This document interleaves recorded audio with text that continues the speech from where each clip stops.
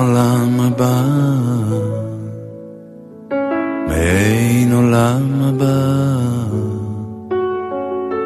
יום שבת מנוחה, מעין עולם הבא, מעין עולם הבא, יום שבת מנוחה, כל המתענגים, המתענגים בה, כל המתענגים,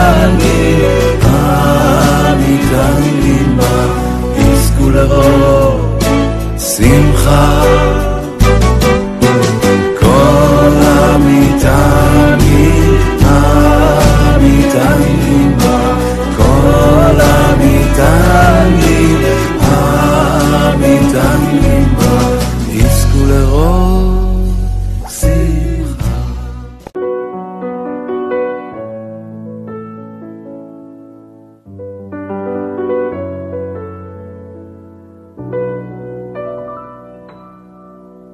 מעין עולם הבא, מעין עולם הבא,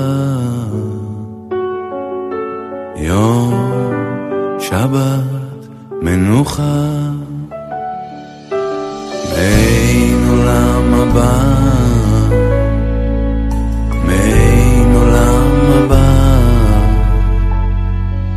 יום שבת מנוחה, כל המתענגים, המתענגים בה, כל המתענגים,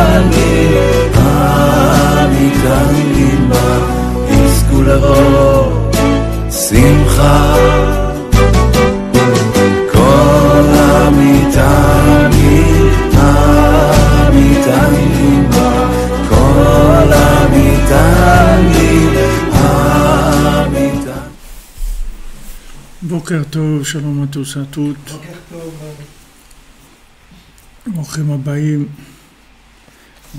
Merci d'être à l'écoute, d'être présent, de participer, d'encourager.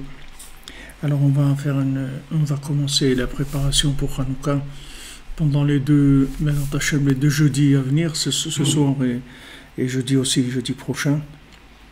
Et après le jeudi, bien sûr le jeudi qui soit le jeudi de Hanouka aussi, Bezat Hashem, on fera. Donc on aura 3 séries de cours de jeudi soir qui vont être consacrés à Hanouka. Alors on va faire dans l'écoute à la Chod, Ilchot Hanouka la Chabet, c'est page 484 pour ceux qui ont l'écoute à la Chod. D'après la Torah, Raïti Menorah Zahav dans le Siman Chet, la Torah Chet, où Rabbeinu il parle là-bas dans la première partie du Likutei Moharan, où Rabbeinu il parle de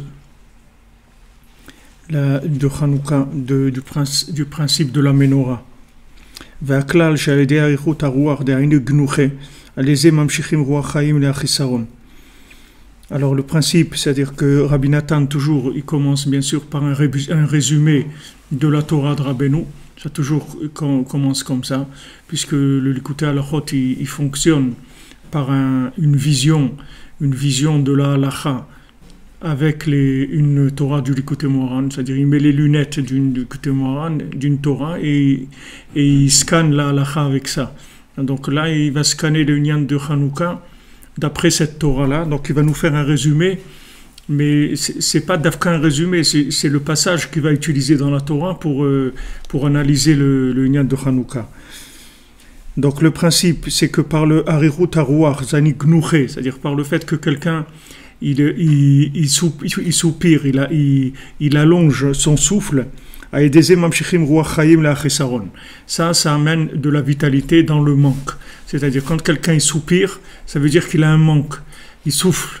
Pourquoi il souffle? Parce qu'il veut respirer, c'est pour ça qu'il souffle. C'est-à-dire il cherche de l'air, il cherche de la vitalité. Donc ça, c'est un principe dont Rabbeinu l'a parlé et que les Breslevers ils pratiquent beaucoup dans l'Aïd-Bodedut, c'est-à-dire de soupirer pour remplir le Chisaron. Soupirer sur ses fautes, soupirer sur sa bêtise, sur son manque de émouna, tout chacun là où il a des manques. Le fait qu'on soupire, alors ça vide l'air des poumons. Et après on va aspirer. Et ce qu'on va aspirer, c'est par rapport à l'endroit où on s'est connecté quand on a soupiré. Si maintenant on a soupiré parce qu'il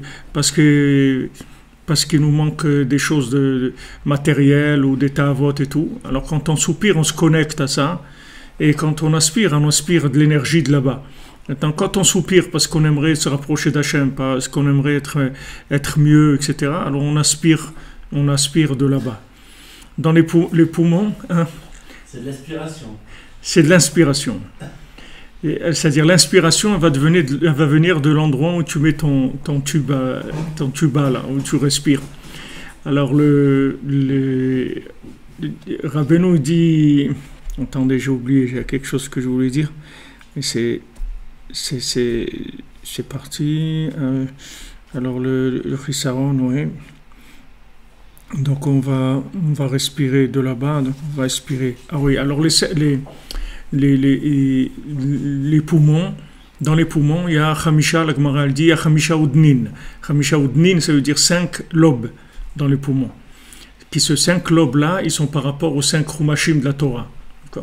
Et les poumons, d'après la médecine, d'après la Torah bien sûr, mais d'après toute la médecine, les médecines modernes ou tout ce que tu veux, c'est-à-dire chinoises, tout ce que tu veux, c'est l'endroit de la vitalité. Quand quelqu'un il a des problèmes aux poumons, en fait, ça veut dire qu'il ne ressent pas de vitalité. Quand il respire du vide, c'est-à-dire ça lui donne pas il respire de l'air, mais il n'y a rien dans cet air-là, il n'y a pas de vitalité. Donc ça donne des maladies aux poumons. Ça donne ce qui entraîne les maladies des poumons. Donc Rabbeinu il est mort de ça.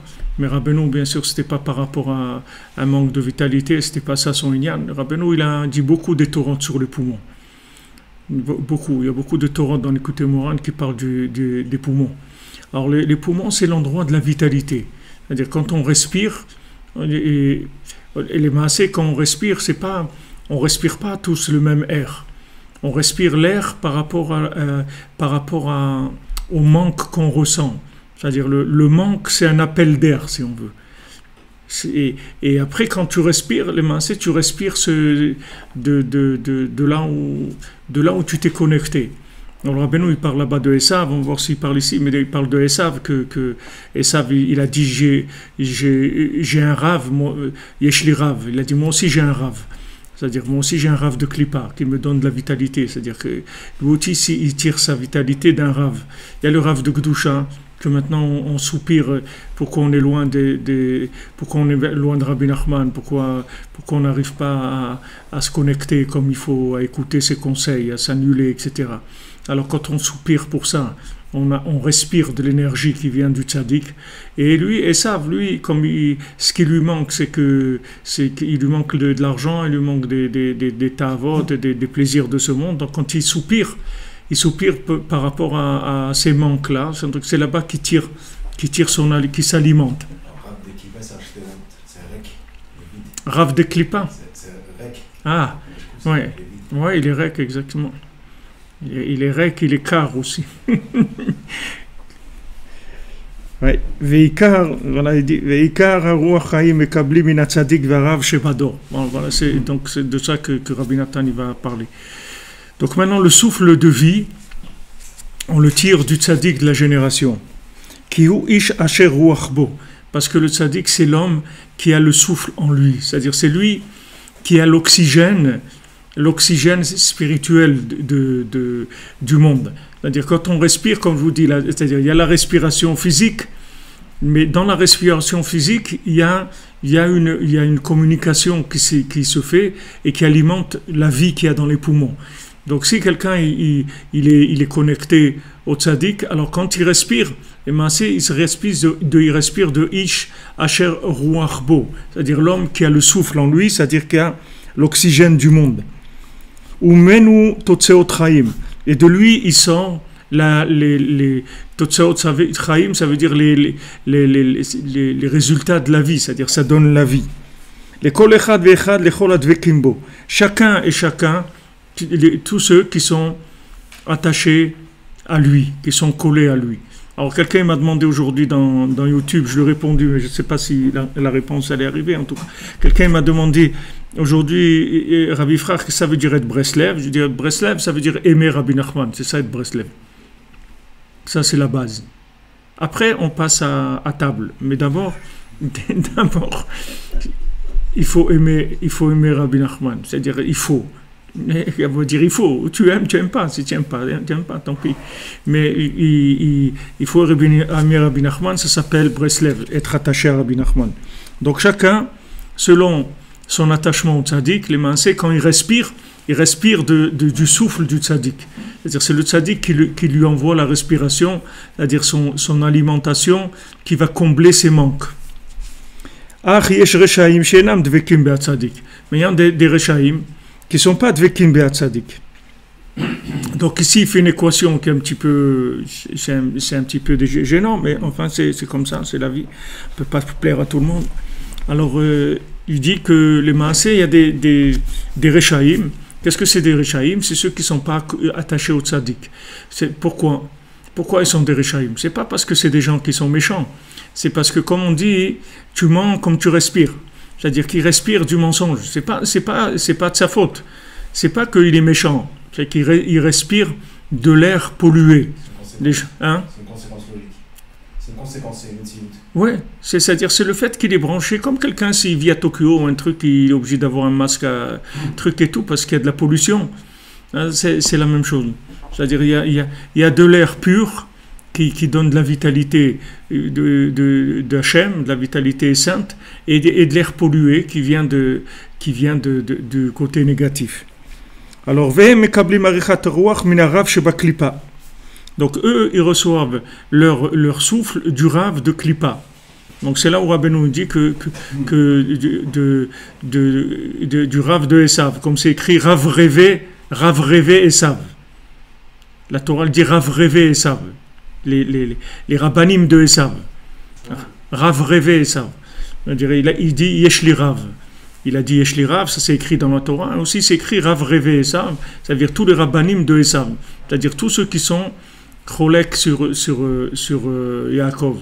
Alors quand ils respirent, les maasés, ils s'alimentent de ces énergies-là. Donc c'est-à-dire que le libre arbitre, si on peut parler de libre arbitre, il va dépendre de ta source d'alimentation que tu as choisie, c'est tout. Mais une fois que tu commences à respirer, tu n'as plus le libre arbitre après, puisque maintenant tu es alimenté, tu peux être alimenté par de l'air pur ou par un pot d'échappement. Tu choisis, c'est-à-dire tu es libre. Normalement tu es libre, mais même dans cette liberté aussi, c'est pas évident. C'est pas évident parce qu'il y a beaucoup il y a beaucoup de guerres, c'est pas tout le monde qui tient dans la guerre contre toutes les idées préconçues, toutes les énergies, tous les trucs sociaux, etc. C'est pas évident. Il y a beaucoup de gens qui souffrent. C'est pas évident pour tout le monde. ומקבלים עריכת הרוח מן הרב דקליפה שבקליפה ומי שרוצה לעמוד נגד רשעים אי אפשר לו כי אם כשהוא צדיק גמור. Maintenant, quelqu'un, il veut attaquer les Rechaïm. Il dit, ouais, c'est pas normal et tout, ils sont méchants, truc et tout, on va les attaquer. Non, il ne peut pas attaquer. Il ne peut pas attaquer un rachat. La Gemara, elle dit, elle dit le renard, Beidne, le renard, quand c'est son moment, alors ça guide-les, prosterne-toi à lui. Parce que tu ne peux pas. C'est-à-dire, il a des moments où il est enragé. Quand il est enragé, il faut que tu restes tranquille, parce que tu ne peux rien faire contre lui. Alors Esav, c'est comme ça. Esav, il est enragé. Quand il est enragé, tu ne peux rien faire. Tu restes tranquille, c'est tout. Tu peux pas te battre contre lui. Le seul qui peut se battre contre lui, c'est le tzaddik lui-même, c'est tout. Après, on verra s'il le dit ici, s'il le dit pas, il le dit dans la Torah Rabbeinu. Et ceux qui sont attachés au tzaddik aussi, ils peuvent se battre contre les Rechaïm, parce que les maasés, eux, ils tirent leur oxygène du tzaddik, donc ils sont comme le tzaddik dans cette... Pourquoi le tzaddik il peut? Parce que le tzaddik, il n'a aucune emprise du mal sur lui. Donc, comme il n'a aucune emprise du mal, on ne peut pas l'attraper. comme c'est écrit pour Yosef, va t'être ou bebigdo, elle a attrapé pour ses vêtements, mais elle s'est restée avec le vêtement dans les mains. Et lui, il était plus dans le vêtement. Parce qu'on ne peut pas l'attraper. Parce qu'il n'y a pas d'emprise du mal. C'est-à-dire que quelqu'un, il peut attraper quelqu'un que parce qu'il a un contact chez lui déjà. C'est-à-dire il a une partie de lui qui se trouve chez la personne. Pour expliquer un peu plus comment ça fonctionne. C'est-à-dire que maintenant, il y a 70 nations. Ces 70 nations, elles ont refusé la Torah. Donc, pourquoi elles ont refusé la Torah? Parce que toutes, elles ont vu une facette de la Torah qui ne les intéressait pas. C'est-à-dire qui était opposée à leur façon de vivre. C'est-à-dire, eux, ils aiment boire, ou ils aiment mentir, ou ils aiment voler, ou n'importe quoi. Chacun selon ce qu'il a choisi. Il a vu que la Torah, elle dit non, alors il dit non, on ne veut pas la Torah. Donc il y a 70 facettes dans la Torah, et il y a 70 nations qui ont des idées qui sont opposées à une facette de la Torah. C'est ça leur existence, d'accord?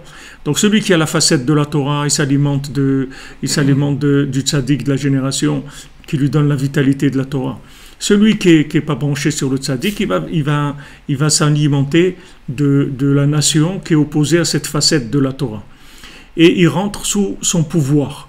C'est-à-dire que maintenant, il est comme si quelqu'un il vit sous la législation française ou anglaise, et en Angleterre, il doit rouler à gauche, en France à droite, et trucs, etc. Bon. Chaque pays, là, ça les dina de malchuta dina, c'est-à-dire que la loi du pays, c'est la loi du pays. Donc maintenant, quand tu rentres dans la spécialité d'une nation, tu rentres sous son pouvoir, c'est-à-dire tu rentres sous sa domination. C'est-à-dire après, c'est eux qui te drivent. C'est-à-dire après, chaque nation, elle a un prince en haut. Chaque nation, elle a un prince qui la téléguide. La nation, elle n'est pas en bas. Ce qui est en bas, c'est que la marionnette. Mais en haut, il y a un prince. Donc, entre tous les princes en haut, là, les 70 princes, c'est-à-dire qu'ils se font la guerre. C'est en haut que ça se passe. C'est-à-dire que, comment ils se font la guerre? Par les votes des gens d'en bas, les participations. Disons, par exemple, qu'il y a une nation que sa façon d'être, c'est la paresse, par exemple. Elle vit avec la paresse. Donc, quand la Torah, elle te dit, il faut que tu sois Azkana mer et tout, Kalkanesher et tout, elle dit non, non, oulala, c'est pas pour nous, ça. Nous, c'est la tequila et le soleil, et c'est tout. Ça nous intéresse pas, ça. Alors, ok. Alors maintenant, chaque fois, chaque fois que tu as un comportement de paresse, tu alimentes le prince, le prince de cette nation-là. Ce prince de cette nation, lui, il vit lui, c'est le roi de la paresse, si tu veux. Donc maintenant, chaque fois qu'il y a quelqu'un qui est paresseux, il l'alimente. Comme quelqu'un qui a voté pour... quelqu'un, il a voté pour Macron, tu as voté pour lui, alors voilà, maintenant, débrouille-toi. Et il paye 26 000 € de maquillage, va débrouiller, c'est tout. Tu avais qu'à prendre... tu avais qu'à prendre je sais pas qui, quelqu'un qui se maquille pas, ou peut-être Madame Le Pen, ça aurait peut-être, avec 10 000, ça lui aurait suffi, parce que tu as choisi ça, débrouille-toi, c'est tout, c'est ton problème. Donc maintenant, si tu as choisi, si tu rentres dans un comportement, ce comportement, il est à double, si tu veux, à double tranchant, c'est-à-dire, il vient de ce prince-là et de sa diffusion dans le monde de ce comportement, c'est-à-dire qu'il va essayer de t'intéresser à son comportement. Quand tu vas voir des gens qui sont cool toute la journée, ils boivent la tequila et ils écoutent de la musique et ils sont cool et tout, tu dis waouh, c'est super ce truc-là et tout. Alors maintenant, si tu rentres là-dedans, tu lui donnes de la force, comme si tu votes pour quelqu'un. Tu lui donnes de la force. Donc ceux qui sont, si tu vois, les pays qui sont forts dans le monde, c'est les pays où ils ont beaucoup d'admirateurs, c'est-à-dire beaucoup de gens qui les admirent sur Terre. Il y a des buveurs de Coca-Cola, il y a des trucs, des hamburgers, de McDonald's, les trucs, tout ce que tu veux. Tout ça, ça donne de la force au Sar de Esav. C'est-à-dire que ça l'entretient, ça lui donne du pouvoir. Et donc, quand maintenant quelqu'un il rentre sous sa tutelle, donc il rentre sous son pouvoir. Après, il est drivé par lui. Et quand il respire, les maasé, il respire de lui. C'est-à-dire, c'est lui qui lui envoie son inspiration, comme tu dis. C'est-à-dire sa respiration et automatiquement son inspiration. Il va être inspiré par ça. Il va dire, ce serait super de faire ça et tout. Lui, il croit que c'est lui qui a envie de faire ça, mais c'est pas lui qui a envie de faire ça. C'est comme il est sous la domination de ce prince-là. Alors ce prince, il l'oriente vers ce qui est sa façon, c'est-à-dire sa vie. Et donc, chacun en haut, il se bat pour augmenter les adeptes. Parce que plus il y a des adeptes dans ce monde, et plus le pouvoir du prince en haut, il monte. Maintenant, des fois, Hachem, qu'est-ce que tu dis, Efraim? Comment on sort dans cette emprise, cette soumission? Tu fais tchouva. Qu'est-ce que c'est tchouva? Tu reviens vers Hachem. Tu reviens vers le tzaddik, tu reviens vers Hachem. Quand tu rentres sous la tutelle de Rabbeinu, il n'y a plus personne qui peut rien te faire. Même le Beddin Shel Mala, il ne peut rien te faire. Même le Beddin Shel Mala, le maasé de celui qui était à... Tu peux te rapprocher, mets-toi là. Dan, il est pas là cette semaine. Même dans le Beddin Shel Mala, il y a le maasé de celui de Tel Aviv, là, qui était un mafieux de Tel Aviv. Il était à Kiev pour ses affaires de mafia. Et quelqu'un lui a dit, va Ouman, déjà tu es là, tu n'as rien à faire et tout. Va Ouman, aller-retour et tout. Il a dit, moi j'ai rien à voir avec ça, etc. C'est pas mon igna. Il a insisté, ok, l'autre il a dit d'accord, il va. Maintenant il est arrivé là-bas, il voit un truc, synagogue, truc, il dit, c'est pas pour moi, c'est pas pour moi ces trucs-là. Il dit, allez, bye Rabbi Nachman, il s'en va. Il fait rien, ni Tikkun Klali, ni Zdaka, ni rien qui vient, il est visité, il dit bye, il s'en va. Maintenant il rentre à Tel Aviv, il prend une balle dans un truc, il se prend une balle, et donc cliniquement il est mort, le bonhomme. Maintenant, il raconte après. Lui, il monte devant le Beddin Shema, là. Donc, il regarde le dossier et tout. Bon, il n'y a pas à discuter. C'est à la casse, direct à la casse. Il n'y a pas à discuter. Maintenant, il voit Rabbeinu qui vient. Et il dit non, celui-là, il est à moi. Il dit, comment il est à toi? Il dit, voilà, il a voyagé chez moi, oui. Tu es venu chez moi? Il dit, oui. Il a voyagé chez moi. Pourquoi il est venu chez moi? Parce qu'il veut que je m'occupe de lui, donc je m'occupe de lui, donc il redescend, il va vivre. Il lui a dit, voilà, tu t'engages, ça, Shabbat, les trucs, ok, tu fais tout maintenant. Il dit, oui, bon, alors tu redescends. Et après, il a raconté. Mais il y a beaucoup de cas comme ça, beaucoup de cas comme ça. Parce que les maasé, le plus difficile, c'est de choisir la tutelle, tu vois, c'est de choisir le driver, c'est ça le plus difficile. Pourquoi? Parce que les gens croient qu'ils sont libres. L'erreur, elle vient de croire qu'il n'y a personne qui est libre. Il n'y a personne qui est libre. Il faut vous mettre dans la tête ça, une fois pour toutes, ça soit clair. Il n'y a personne qui est libre. La seule liberté de choix que tu as, c'est de choisir qui est-ce qui va te driver, c'est tout. C'est-à-dire, tu peux choisir Macron, Le Pen, des trucs, ce que tu veux là-bas, Frisson ou Filon, je ne sais pas comment il s'appelle, et tu choisis qui tu veux. Mais c'est tout ce que tu peux faire. Mais ce n'est pas toi qui va te driver. Même si tu es toi-même Macron, tu ne vas pas te driver. Parce qu'une fois que tu es là-bas, c'est les autres qui vont te driver. C'est-à-dire, toi-même, il n'y a pas de liberté, ça n'existe pas. La liberté, c'est de choisir qui est-ce qui va me driver, c'est tout. C'est quoi la notion de libre arbitre qu'on a dans la Torah? Ben c'est ça. Que ça.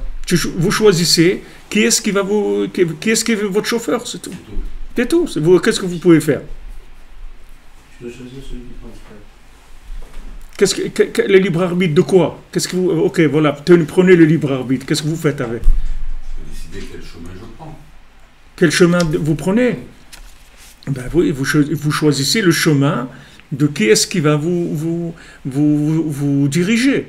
Mais il n'y a pas de liberté. Il y a 70 facettes de la Torah, 70 nations, le tzaddik adore, c'est tout. Mais il n'y a rien, il n'y a pas il n'y a pas autre chose que ça. Votre comportement, il vous lie à des forces, à des pouvoirs. Si vous avez un comportement positif, ça vous lie sur des facettes positives de la Torah qui vont vous. Et si vous avez un comportement négatif, ça va vous lier à des princes qui sont hauts, qui sont négatifs. Maintenant, du moment où quelqu'un il se met sous la tutelle du tzaddik ador, il n'y a plus personne qui peut avoir de pouvoir sur lui. C'est fini. Même si c'est un bonhomme qui est complètement ravagé au point de vue comportement. Ça n'a aucune importance avec son comportement. Parce que le comportement, il est avant la tutelle. Du moment où il est dans la tutelle, ça y est, c'est comme le... Vous savez, des fois, il y a des histoires comme ça, que quelqu'un, il est recherché un truc, il monte dans l'avion. Maintenant, quand il monte dans l'avion, c'est déjà le territoire du pays où il va aller. C'est plus le pays d'où il sort. Donc, même si le pays où il sort, il est accusé ou n'importe quoi, du moment où il s'est assis dans l'avion, c'est fini. Ils peuvent pas. Et pourtant, il est là-bas. Il est à l'aéroport, il est posé par terre, il est pas arrivé chez lui. Mais l'avion, c'est déjà le territoire du pays dans lequel il va. Donc ça y est, on peut lui dire allez descends, on t'embarque. On peut pas le faire descendre. C'est la même chose. C'est-à-dire celui qui rentre sous la tutelle du tzaddik, peu importe comment il est. Normalement, d'après son comportement, il doit avoir les 70 princes négatifs qui le dominent. Mais du moment où c'est mis sur la tutelle du tzaddik, c'est fini. C'est-à-dire que maintenant, il a un passeport diplomatique. Il est persona grata. Il n'y a personne qui peut il y a personne qui peut l'embêter. C'est fini. Maintenant, il a un comportement comme il a. Ça mettra le temps que ça mettra. C'est pas important. Que ça soit dans ce monde, que ça soit dans l'autre, c'est pas important. Le Icar, c'est que tu es sous la tutelle, c'est tout. Tu es sous la tutelle, lui te garantit maintenant, pour être sous la tutelle, comme je vous ai dit tout à l'heure, c'est pas difficile, il faut l'aimer, c'est tout. Du moment où vous l'aimez, alors c'est Ahava, c'est Echad, vous êtes connecté, c'est lui qui vous prend en charge. Et après, quand vous respirez, à chaque fois que vous aspirez du souffle du tzaddik, les mansés. Chaque fois qu'après, peu importe où vous vous trouvez, vous pouvez trouver au Venezuela ou n'importe où, c'est pas important. Là où vous êtes, du moment où vous êtes connecté avec le tzaddik, quand vous respirez de l'air qui vient du tzaddik. Donc c'est pour ça que même en tant qu'élève du tzaddik, vous avez le droit d'attaquer les Rechaïm, c'est-à-dire vous en prendre aux Rechaïm. Parce que les Rechaïm ne peuvent rien vous faire. Pourquoi ils ne peuvent rien vous faire? Parce que vous êtes sous la tutelle du tzaddik. Comme lui-même, d'ailleurs. Comme à lui, ils ne peuvent rien lui faire, à ses élèves aussi, ils ne peuvent rien leur faire. C'est-à-dire il ne peut pas vous attraper. Et toutes les raisons... Pardon? Qu'est-ce que ça veut dire s'attaquer aux Rechaïm? Qu'est-ce que ça veut dire s'attaquer aux Rechaïm? S'attaquer aux Rechaïm, c'est-à-dire attaquer le mal. Attaquer le mal. Mais les maasés dans la vie, ça donne quoi? Attaquer le mal, attaquer les mauvaises midotes, attaquer les ta'avot, attaquer le mensonge, attaquer l'injustice, attaquer tout ce que tu veux. Tout ce qui te dérange, tout ce qui vient t'écarter dans ton chemin. Tu peux pas attaquer le mal si tu as des liens avec le mal. C'est Cosa Nostra, tu peux pas t'amuser. C'est-à-dire, si tu fais partie de la famille, c'est fini, tu peux pas attaquer la famille. Où tu fais partie, où tu fais pas partie, c'est tout. Il n'y a pas si tu as des rapports avec le négatif dans ton comportement, que maintenant tu es drivé par des princes des 70 nations, tu ne peux pas les attaquer, puisque tu es sous leur tutelle. Ça s'appelle un révolutionnaire, ça s'appelle un truc, après c'est très grave. C'est très grave. Quelqu'un il veut attaquer le pouvoir, il veut faire un coup d'État, il veut des trucs. Tu n'as pas le droit, tu ne peux pas. Mais maintenant, si ta définition, c'est que tu rentres sous la tutelle du tzaddik, ça y est, c'est réglé. C'est pour ça que Rabbi Nathan, il dit souvent, il dit rien que le Shem Breslev, quand tu dis tu es Breslev, ça suffit, parce que du moment où quelqu'un te dit ah toi tu es Breslev, il faut dire waouh, c'est extraordinaire. Il m'a appelé comme ça, il m'a pris pour un Breslev, c'est merveilleux. Du moment où il t'appelle Breslev, ça veut dire qu'il a reconnu que tu appartiens aux élèves de Rabbi Nachman. Donc ça y est, tu es protégé. Donc à ce moment-là, tu peux t'attaquer au mal, et le mal, il n'a aucune emprise sur le tzaddik, pas sur toi. Mais comme toi, ta vie maintenant, elle est Eved Avraham Anochi, c'est-à-dire que tu t'es soumis, donc ça y est, tu n'as plus de soucis à te faire. Maintenant, tu dis, alors, mais comment ça se fait qu'on a des problèmes et tout? C'est des problèmes, c'est rien que la connexion, c'est tout. C'est parce que tu lâches, c'est tout. C'est parce que tu fermes la Wi-Fi. Mais si tu la laisses ouverte tout le temps, il n'y a aucun problème, tu peux avoir aucun problème. Personne ne peut rien te faire dans ce monde. Tu as une protection permanente. Personne ne peut rien te faire, rien. Le mal, il ne peut pas s'approcher de toi. Maintenant, quand il y a un truc, c'est qu'il y a une fissure quelque part, c'est tout. Comme c'est écrit, par exemple, la Gemara, elle dit que les gens, ils montaient pour Shalosh Regalim. Quand il y avait les 3 fêtes, alors tous les gens, ils montaient à Yerushalayim pour la fête. Sukkot, Pesach, Shavuot, ils montaient. Alors maintenant, imagine-toi un pays entier qui vient dans un endroit. Donc toutes les maisons, elles sont vides. Tout le pays entier, parce que tout le monde monte. C'est pas un qui monte. Il n'y a pas des tours, toi demain, moi aujourd'hui. Il n'y a pas comme les vacances de février, des trucs et tout. Tout le monde monte pour Shalosh Regalim. Alors tout est vide. Mais maintenant, il y a des voleurs. Donc, ces voleurs, ils attendent ça. Ils attendent que les gens y partent. Jamais personne, on lui a volé quoi que ce soit. Jamais. Maintenant, une fois quelqu'un, on lui a volé. On l'a volé. Elle est venue se plaindre chez les Chachamim. Il a dit voilà, je suis monté au Shalosh Regalim et tout. Je suis arrivé, on m'a volé mes vaches et trucs. Les Chachamim lui ont dit, à part monter pour la fête, t'es monté pour quoi à Jérusalem? Tu avais des affaires personnelles? Il a dit oui, je suis monté pour faire. Il a dit voilà, c'est pour ça qu'ils t'ont volé les vaches. Mais si tu étais monté que pour Shalosh Regalim, tu as protection totale. C'est une garantie, Hachem te garantit. Tu ne peux pas raconter aux Chachamim, j'ai des problèmes. Et te dit, eux, ils savent comment ça marche. Donc, il te dit, quel problème tu as? Il dit, voilà, ils m'ont volé. Il dit, qu'est-ce que tu es monté faire à Jérusalem? Comme l'exemple que je vous ai dit, celui qui a été en colonie de vacances. Et quand il est revenu, sa grand-mère lui a dit comment c'était. Il a dit, c'était bien, mais ça aurait pu être mieux parce qu'il y avait des jeux payants et moi, je n'avais pas d'argent. Alors sa grand-mère lui a dit, pourquoi tu n'as pas mis les tefilines quand tu étais en vacances? Alors il a regardé, il dit, comment tu sais que je n'ai pas mis les tefilines? Il dit, parce que je t'ai mis de l'argent dans le sac des tefilines. Tu comprends? Tu ne peux pas rouler tu peux pas rouler, c'est-à-dire il n'y a pas, tu peux, les trucs ils sont clairs. Et là où tu vois un problème, il faut que tu arranges la connexion, c'est tout. Si tu as connexion, à ton niveau, on ne parle pas maintenant d'avoir la connexion de Rabbi Nathan ou de Rabbi Nathalie, à ton niveau, à toi. C'est-à-dire comme Rabbeinu, il dit, moi je veux que tu me donnes ton cœur, c'est tout. Moi je veux que tu m'aimes, c'est tout. Je veux que tu m'aimes à la folie, tu vois. Mais à la folie, que tu sois fou de moi, c'est ça que je veux. Maintenant, si tu l'aimes, c'est fini. Tout est réglé. Tout est réglé. Parce qu'après, c'est lui qui te drive, c'est fini. Il dit, Pnou librem li, donnez-moi votre cœur, et je vais vous diriger dans le chemin de la vérité, c'est tout.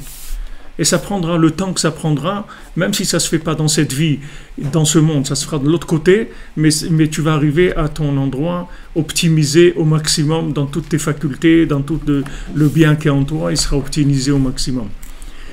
Donc là ce que Rabbeinu parle, c'est de la source d'alimentation, les maasé. Il te dit que voilà, il y a plusieurs sources d'alimentation. Il y a la source d'alimentation du tzaddik de la génération, et il y a la source d'alimentation des gens qui sont opposés au tzaddik, ou bien des Rechaïm bederech klal, comme les Rav Rev et Esav, c'est-à-dire tous les Rabbanim de Esav, que eux, ils envoient un souffle de ta'avot. C'est sûr qu'une fois que tu es connecté à Esav, tu n'as pas tellement de Bechira. C'est-à-dire que pour sortir de là-bas, c'est très très difficile. Très très difficile. Une fois que tu t'es connecté à Esav, il faut... Mais c'est pas impossible. C'est pas impossible, c'est-à-dire qu'il faut que tu aies une fois une chance que le tzaddik il descende là-bas, c'est tout, à l'endroit où tu es. Quand il descend là-bas, le tzaddik, Rabbeinu dit là-bas, il fracasse tout. C'est-à-dire le tzaddik, il arrive, il casse tout ce qu'il y a dans cet endroit-là. C'est-à-dire tous les liens, tous les trucs, il vide les bureaux, il brûle tous les documents, tout, il n'y a plus rien. Alors après, tous les gens, ils se sauvent. Tous ceux qui étaient prisonniers là-bas, ils se sauvent, une fois qu'il a cassé. Et lui, il peut descendre parce qu'il ne peut rien lui faire, et ça. Il ne peut rien lui faire du tout. Maintenant, celui qui n'est pas attaché au tzaddik et qui veut quand même avancer dans la Torah, etc., il doit faire très très attention, parce que si jamais il y a une emprise du mal sur lui, il est en danger. Parce que Esav, il l'attrape par là et c'est terminé. Donc il va lui sortir le contraire de ce à quoi il voulait arriver. Donc ça c'est il dit, voilà, maintenant, donc attaquer les Rechaïm, c'est que si tu es un tzaddik gamour. Comme à Hanouka, voilà, il faut attaquer les Rechaïm. Il y a des gens qui veulent nous attaquer, qui veulent nous faire des problèmes. Ok, Les Hashmonaïm, il n'y a aucun problème. Ils peuvent attaquer parce que c'est des tzadikim gmurim. C'est-à-dire, il n'y a pas aucune emprise du mal chez eux. Donc, ils ont toutes les énergies positives en eux pour se battre et gagner. Dehainu, sheifri shara minatov, c'est-à-dire qu'il a séparé le bien du mal. Vous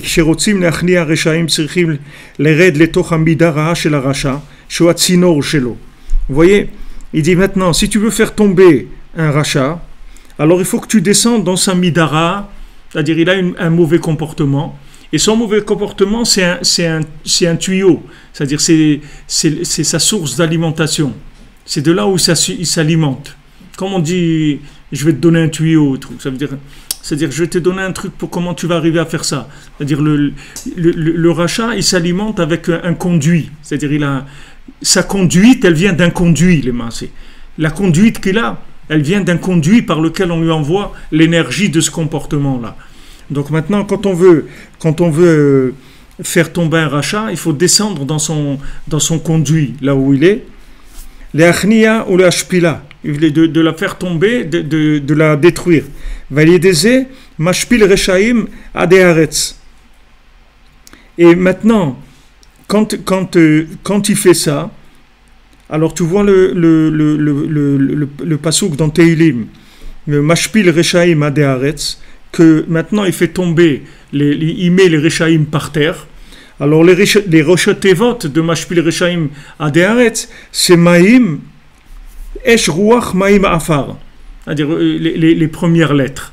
De mashpil, c'est maïm, reshaim, c'est ruach, adé, c'est afar, et aret, c'est esh. D'accord? Donc ça c'est les quatre éléments. Ces quatre éléments, c'est ça qui donne tous les comportements qu'il y a dans le monde. C'est-à-dire toutes les mesures de comportement, ils viennent de ces quatre éléments qui viennent du Shem Havaya.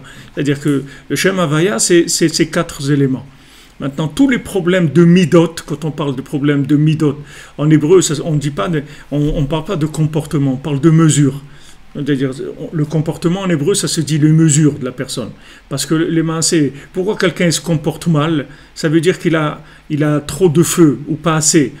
Il n'est pas équilibré dans ces quatre éléments. C'est ça qui lui donne un comportement qui est pas normal. La norme, c'est l'équilibre entre eux. Et ça, c'est aussi la santé du corps, c'est la même chose. C'est-à-dire, quand Chas v'Shalom on est malade, ça veut dire qu'il y a un des quatre qui s'est détraqué, soit vers le haut, soit vers le bas. Soit il y en a trop, soit il n'y en a pas assez. C'est ça qui donne les maladies aussi. C'est le même principe. Donc maintenant, quand le tzaddik il descend, c'est-à-dire qu'est-ce qu'il fait, comment il est mashpil reshaim adeharet, il descend dans son conduit d'où il tire sa vitalité, d'accord? Maintenant tous les Esav, d'où il tire sa vitalité, de tous les surplus, c'est-à-dire tout ce qui est en trop dans le stock, c'est-à-dire tu as trop de stock, c'est de là qu'il s'alimente le Esav, parce que normalement Esav il a rien. Quand il est venu, il a demandé à Yitzhak la bracha pour moi et tout. Il dit j'ai pas. J'ai tout donné à ton frère déjà. Il dit comment tu n'as pas? Il dit non, il n'y a rien. Alors quoi? Rien? Tu n'as pas quelque chose pour moi? Il dit non, rien. Il n'y a pas de bracha pour toi. Alors maintenant comment il va se nourrir? Il lui a dit voilà, tu vas prendre l'épée, c'est tout. Al-Kharbecha Tchichie. Tu prends le Kherev. Tu prends l'épée, et avec cette épée, tu vas gagner ta vie. C'est-à-dire, il ne peut pas gagner sa vie. Pour gagner sa vie, il faut qu'il vole à des gens, qu'il tue des gens, c'est tout. Mais il peut pas. Lui, il n'a pas le droit à une bénédiction.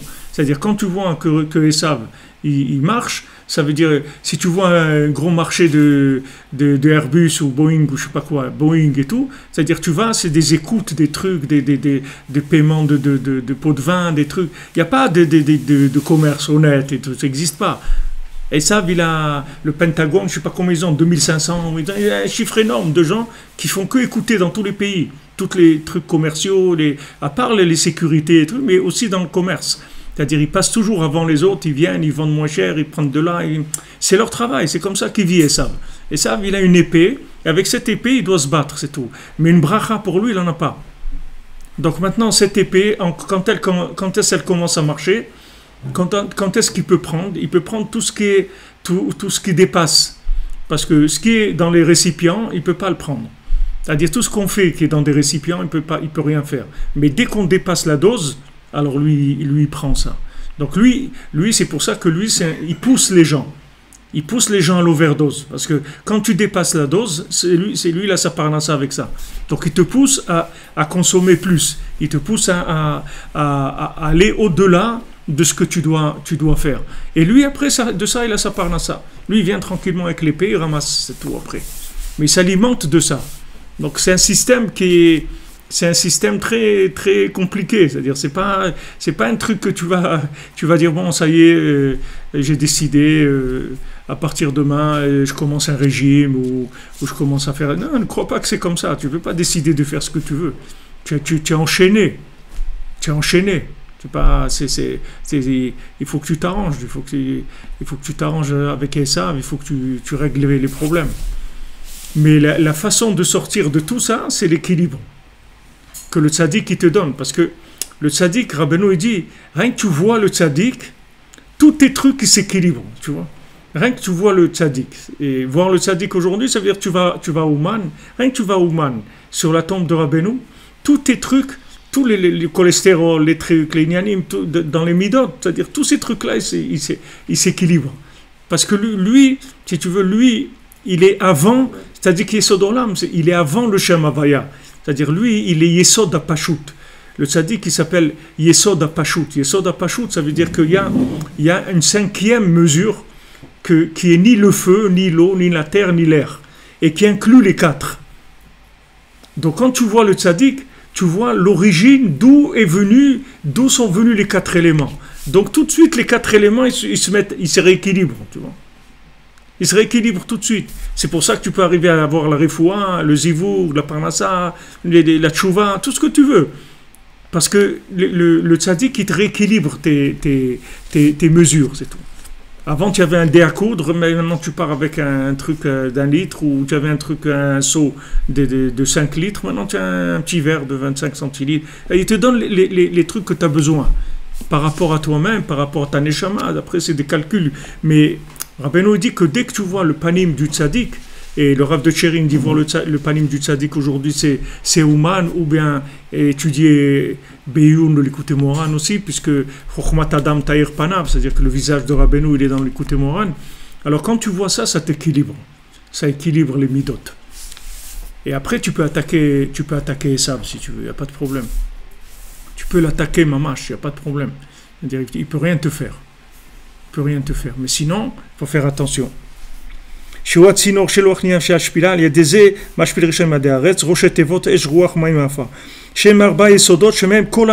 Voilà. C'est les 4 yesodot que de ces 4 éléments viennent toutes les mesures du monde. Toutes les mesures, c'est ça. Alors maintenant, déjà quelqu'un, de son nom, déjà, il est tendancieux. Chacun, il naît avec des tendances. C'est-à-dire, c'est pas, tu n'es pas en W, tu n'es pas avec tous les trucs et après ça monte, ça descend. Non, déjà, au départ, tu as des problèmes. À la naissance, déjà, tu as des problèmes. C'est-à-dire, à la naissance, tu es déjà déséquilibré. Déjà à la naissance. Si tu t'appelles Yitzhak, ou tu t'appelles Abraham, ou tu t'appelles Yaakov, ou tu t'appelles Shimon, ton nom, il traduit le déséquilibre, déjà. C'est-à-dire, on te dit, voilà, tu sais que de ça, tu en as trop, par exemple. Si tu t'appelles Yitzhak, Shimon, Lévi, tous ces noms-là, c'est des noms où la rigueur, elle est forte. C'est-à-dire, le gars, il naît déjà avec plus de rigueur. Alors, les gens ils disent, ouais, mais alors il ne faut pas lui donner ce nom et tout. Mais c'est son nom, c'est pas que tu vas lui donner son nom, c'est son nom. Tu veux pas. C'est comme ça qu'il s'appelle, c'est sa neshama, c'est tout. Maintenant, il est venu dans ce monde, il va arranger ça. Il va arranger ça s'il veut, c'est-à-dire s'il comprend que et maintenant, même le régime alimentaire, tu peux donner à quelqu'un. C'est-à-dire, quand tu vois quelqu'un qui s'appelle Yitzhak, ou Shimon, ou Lévi, ou des noms comme ça, des noms de rigueur, alors tout ce qui est rigoureux, il faut que tu l'enlèves. c'est-à-dire tout ce qui est très salé, piquant, brûlant, tous ces trucs-là, il faut qu'il les enlève de sa vie, de son manger. Parce que ça lui alimente lui, il en a déjà trop en stock. Toi, tu lui ajoutes là-bas. Donc tous les trucs forts, il faut les enlever. Et il faut qu'il mange des trucs doux, qu'il boit beaucoup. Tu vois, après, tu peux donner le régime alimentaire selon le truc de la personne. Et un autre côté, c'est pareil. Le gars qui est un baba cool et tout, alors lui, au contraire, tu lui donnes du piquant, des trucs qui boit chaud, qui prend des douches chaudes, des trucs, tu vois, pour le stimuler, pour lui donner un peu de rigueur, pour le chauffer un petit peu. Tu vois. Ça, je vous donne des exemples très, très pachout, mais c'est une chokhma shlema. C'est-à-dire, si quelqu'un veut rentrer là-dedans, c'est une chokhma shlema. C'est-à-dire, c'est une chokhma entière de savoir ça. Et aujourd'hui, Aujourd'hui, ils font ça avec des ordinateurs. Tu vois, ils te mettent un électron, un truc là, sur l'électrode, sur les doigts, et ils te scannent, tu vois, tout le corps, et ils te disent, voilà où tu as trop, où tu n'as pas assez, tu vois. Et après, ils te donnent un régime alimentaire par rapport à ça. Il y a des trucs que tu peux pas manger. C'est-à-dire, maman, c'est une sakana pour toi. Parce que tu es déjà trop, tu vois. Tu es déjà trop. Si tu manges de ces trucs-là, ça te fait déborder c'est dangereux. C'est dangereux pour la santé, maman, mais c'est dangereux aussi pour ton comportement. Ça va te faire des extrêmes, encore plus. Ça peut se régler beaucoup avec la nourriture. Les midotes. Beaucoup avec le régime alimentaire. Tu peux arranger beaucoup les midotes avec ce que tu manges. Beaucoup. Et tu vas voir que c'est pas facile. Parce que comme c'est ton truc, tu es attiré par ça. C'est ton truc, tu comprends, ça t'attire. Parce que tu es dans ce truc-là. Mais maintenant, il faut que tu ailles au contraire. Il faut que tu fasses baisser le niveau. Donc on dit ça.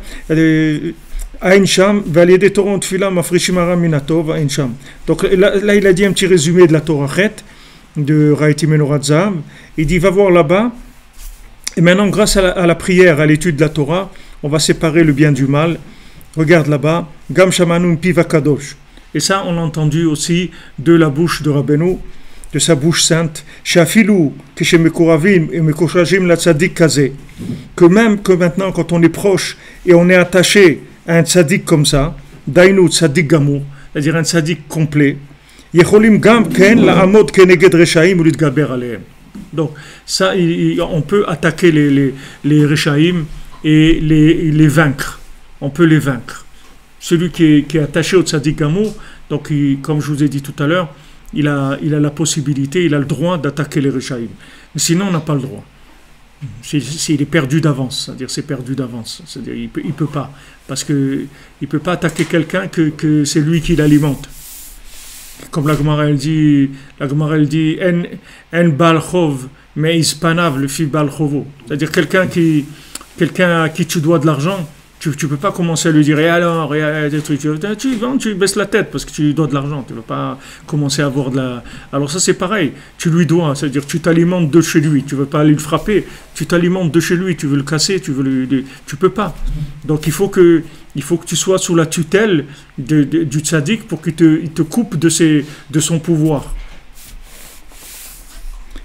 Alors maintenant on va commencer, c'est-à-dire ça c'était juste la mise en place de la matrice d'analyse sur Hanouka. Maintenant, Rabbi Nathan, il va parler de Hanouka par rapport à ce qu'on a dit maintenant. V'zeh prinat Hanouka, ki b'Hanouka tzrichim la'amod keneged reshaim, harotzim linoa ulvatel me'avodat Hashem. Parce que ça, c'est le principe de Hanouka. Parce qu'à Hanouka, on doit se tenir contre les reshaim qui veulent nous empêcher et annuler l'avodat Hashem. Ils veulent empêcher, ça veut dire ils font des difficultés. Annuler, c'est-à-dire ils veulent détruire complètement. Comme c'est écrit pour Lavan. Lavan bikesh lakor et akol. Esav, c'est les vatel. Et c'est l'imnoa. L'imnoa, c'est Esav. Esav, il veut t'empêcher. Mais Lavan, c'est les vatel. C'est-à-dire bikesh lakor et akol. C'est-à-dire lui, il veut tout enlever. C'est-à-dire, il dit tout c'est à moi. Tes filles, elles sont à moi. Le troupeau est à moi. Tes enfants, tout est à moi. Tout. Et pas, il te dit, il essaye de les dévier, de les faire tomber et tout. Non. Il te dit, tout ça, c'est à moi. Toi, tu es entièrement à moi. Tu m'appartiens entièrement. C'est ça la clipa de Lavan. C'est pour ça que Esav, il avait peur de Lavan. Esav lui-même, pourquoi il n'a pas été tué Yaakov chez Lavan? Parce qu'il avait peur de Lavan. Parce que Lavan, c'est un sorcier. C'est pas comme Esav, c'est un guerrier. Il a une épée. Mais Lavan, c'est pas, il n'a pas d'épée. C'était que avec de la sorcellerie, des Shemotatouma, des trucs comme ça. C'était pas. Il avait très peur de lui, Esav. C'est pour ça qu'il s'est calmé aussi. Il dit si Yaakov il va chez Lavan, alors ça, je suis sûr qu'il va s'occuper de lui comme il faut. Donc j'ai même pas besoin de moi de faire parce que Lavan il va le détruire complètement. Comme ça il pensait Esav. Donc Esav il empêche et Lavan lui il veut complètement comme c'est Amalek. C'est Amalek, Lavan, c'est la clipa d'Amalek, c'est-à-dire que c'est la destruction totale, c'est tout. Il n'y a pas d'intérêt, il n'y a pas il y a rien. C'est la destruction, détruire pour détruire, c'est tout sans intérêt.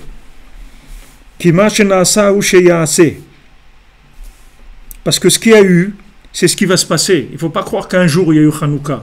Hanouka, il est tous les ans, il y a Hanouka. Ce n'est pas un jour il y a eu Hanouka. On n'est pas en train d'allumer des bougies commémoratives d'un miracle qu'il y a eu.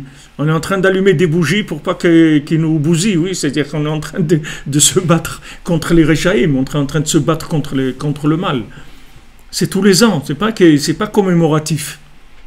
C'est actuel, c'est des armes qu'on a besoin actuelles. Donc ils disent ce qu'il y a eu, c'est ce qu'il y a. Et tant qu'on s'est pas sorti d'affaire, ça veut dire que tous les trucs qu'il y a eu, c'est les mêmes qui reviennent. Il y a pas de changement dans le monde. C'est-à-dire tous les ans, c'est les mêmes. Et il y a Amalek, et il y a Lavan, et il y a les Grecs, et il y a les trucs. Mais seulement, c'est juste ils changent ils changent le nom de la société, c'est tout.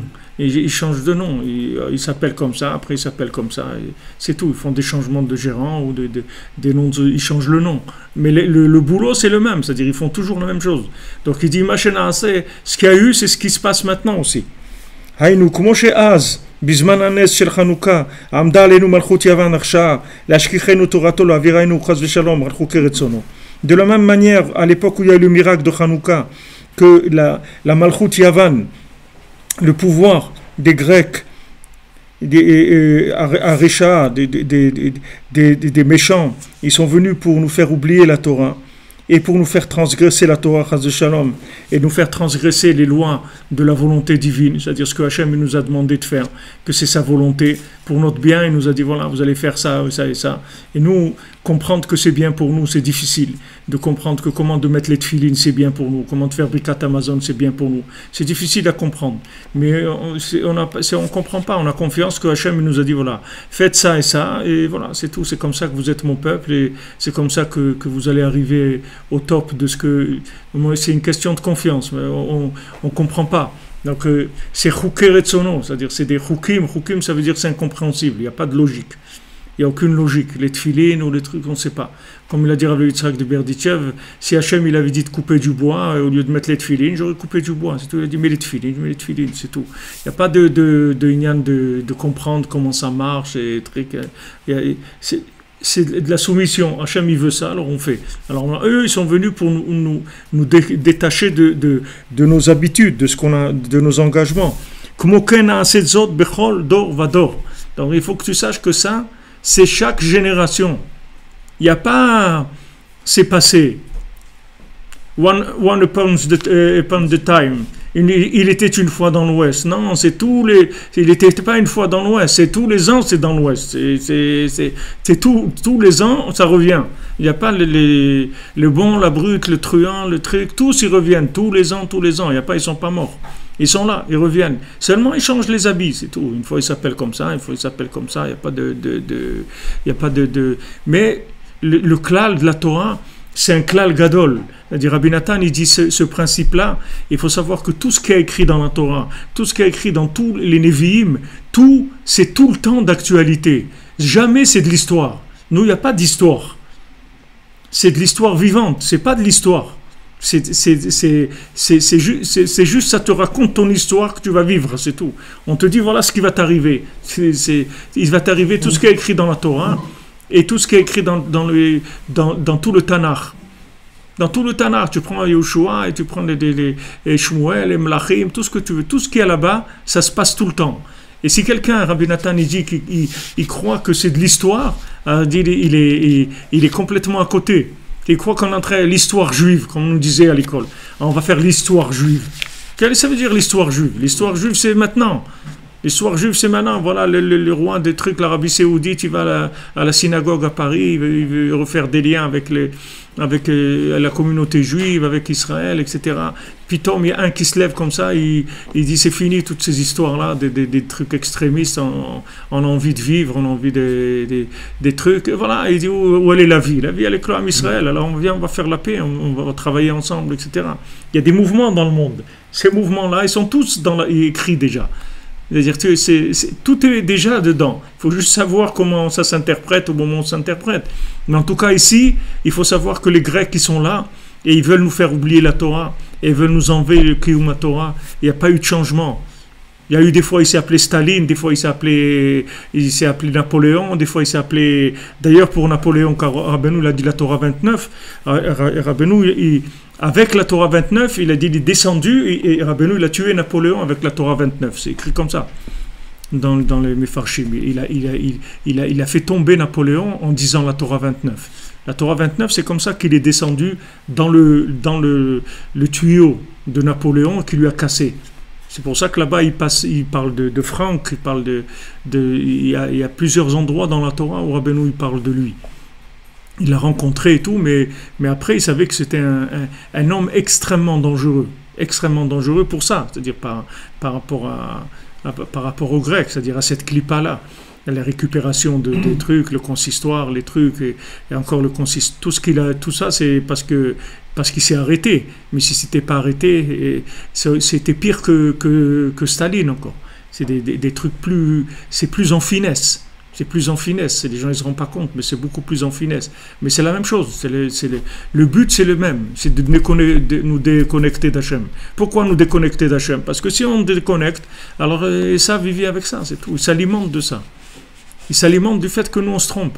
À chaque fois que tu te trompes, lui c'est comme ça qu'il gagne sa vie. Comme le loto. Comment il gagne le loto? Il gagne avec tous les gens qui jouent, c'est tout. Et que tous les gens qui jouent, ils perdent, c'est tout. Qui est-ce qui gagne? Tous les... Je sais pas combien... Pour un qui gagne, tu regardes combien d'argent tu as perdu. Alors lui, il gagne de ceux qui perdent, c'est tout. Le loto, voilà, il paye des trucs, des écoles, tout cet argent. D'où ils ont cet argent-là? Hein? Ouais, de tout, de partout, ils offrent des trucs, c'est des montants énormes, de tout ce que les gens ils ont perdu comme argent. Comme ça, et ça s'alimente. Mais nous, on joue, c'est pas pareil. Nous, on a David une fois par semaine, il joue parce que on voit pas tellement comment ça peut venir autrement. C'est la seule source d'alimentation qu'on espère. Ça fait des années, mais on espère que ça va marcher. Alors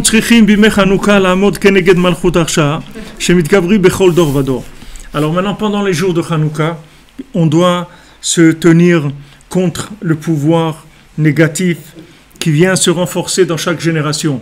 Chaque génération, ils vont nous attaquer.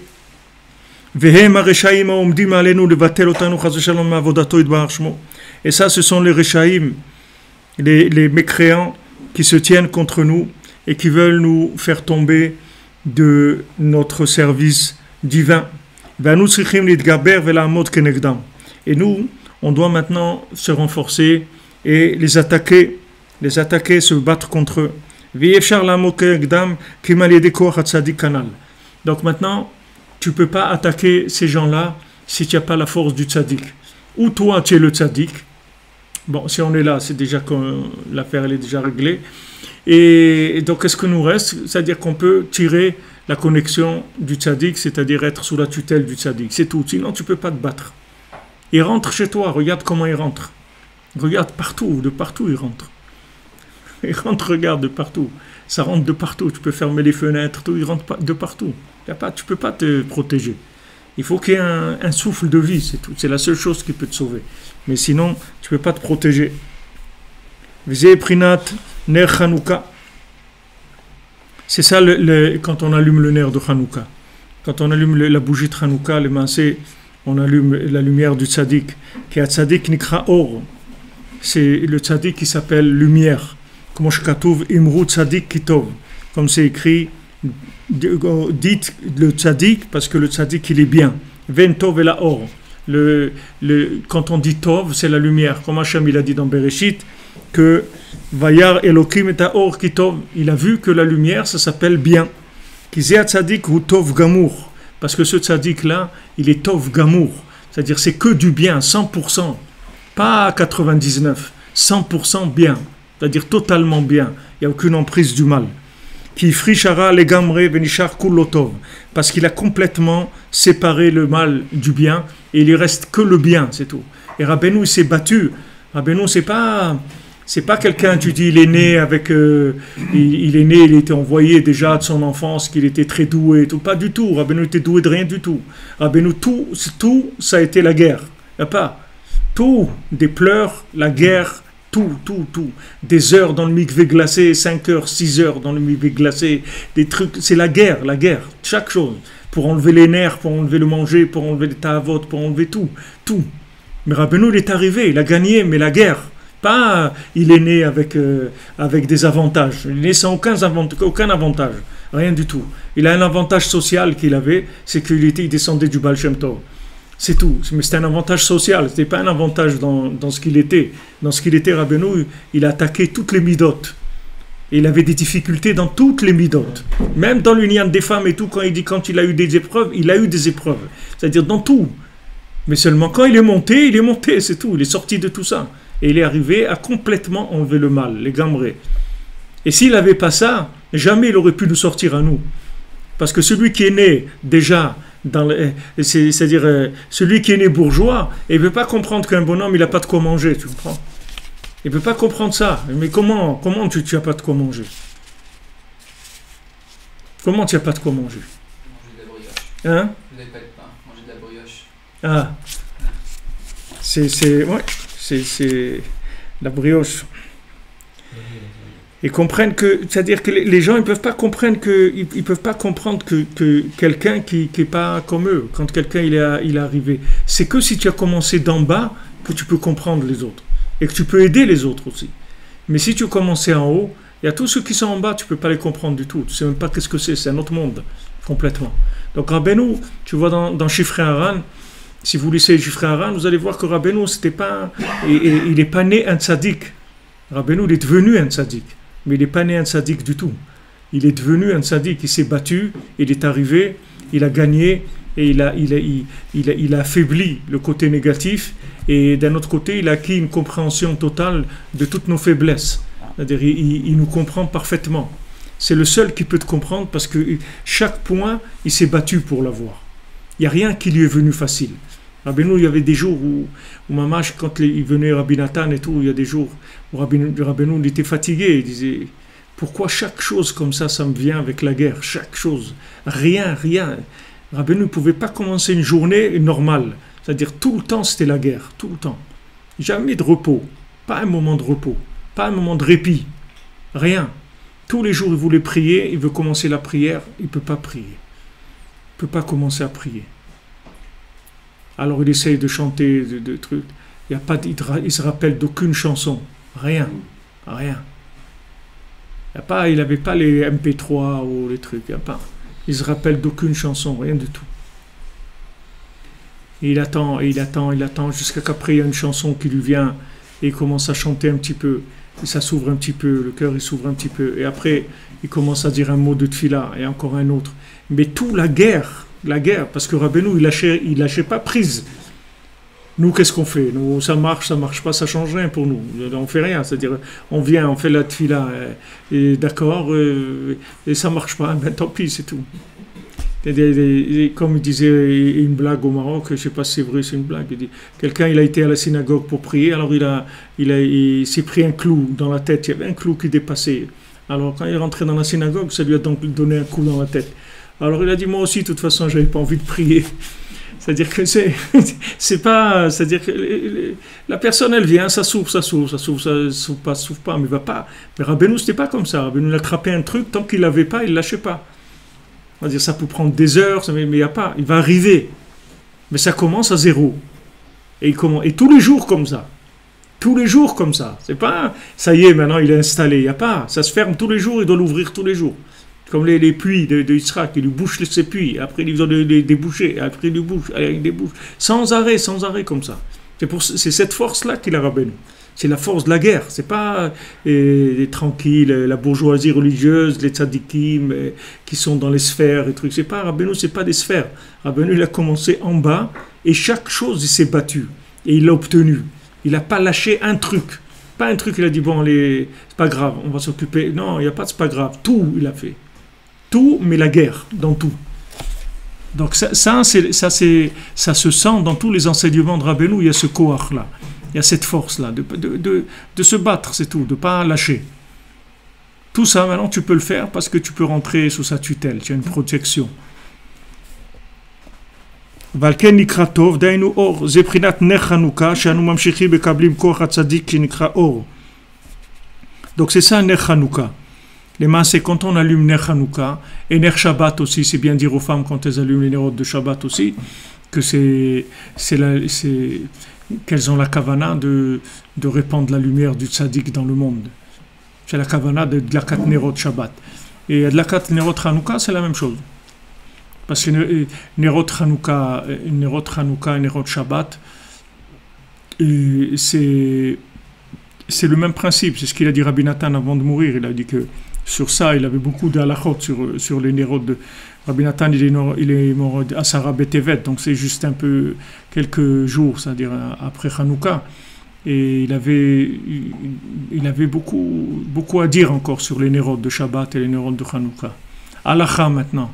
Quelqu'un il a de l'argent que pour acheter un ner. Il achète le ner de Chanukah, le ner de Shabbat. Vendredi soir. Qu'est-ce qu'il achète? Il peut acheter une bougie, c'est tout. Pas deux. Ou il allume Chanukah, ou il allume Shabbat. Qu'est-ce qu'il allume? Shabbat. Shabbat, Mishum Shalom Bayit. C'est plus important. Plus important. Parce que tout le lien de Chanukah, c'est Ishu Beto. Tout le lien de Chanukah, c'est pour te renforcer le Shalom Bayit à un niveau plus puissant, tu vois. Mais si tu n'as pas pour ça, tu peux pas annuler le ner de Shabbat. Le ner de Chanukah, il vient en plus. C'est-à-dire, c'est une option, si tu veux, de boostage. Mais si tu n'as rien à booster, il n'y a rien. Il ne rattrape pas le ner de Shabbat. Chanukah, tu ne peux pas rattraper. Non, Shabbat, où tu vas rattraper? Un autre Shabbat? Tu t'allumes une en plus. Quand mais tu n'as pas maintenant. Mais on parle de quelqu'un, il n'a pas. On parle de quelqu'un, il a de quoi acheter une bougie. Voilà, il a acheté une bougie. Il allume pour Shabbat ou il allume pour Chanukah? Alors il doit l'allumer pour Shabbat. Il peut pas, c'est prioritaire. Mais c'est le même principe. Le principe c'est le même. C'est-à-dire le ner de Shabbat ou le ner de Chanukah, c'est la même chose.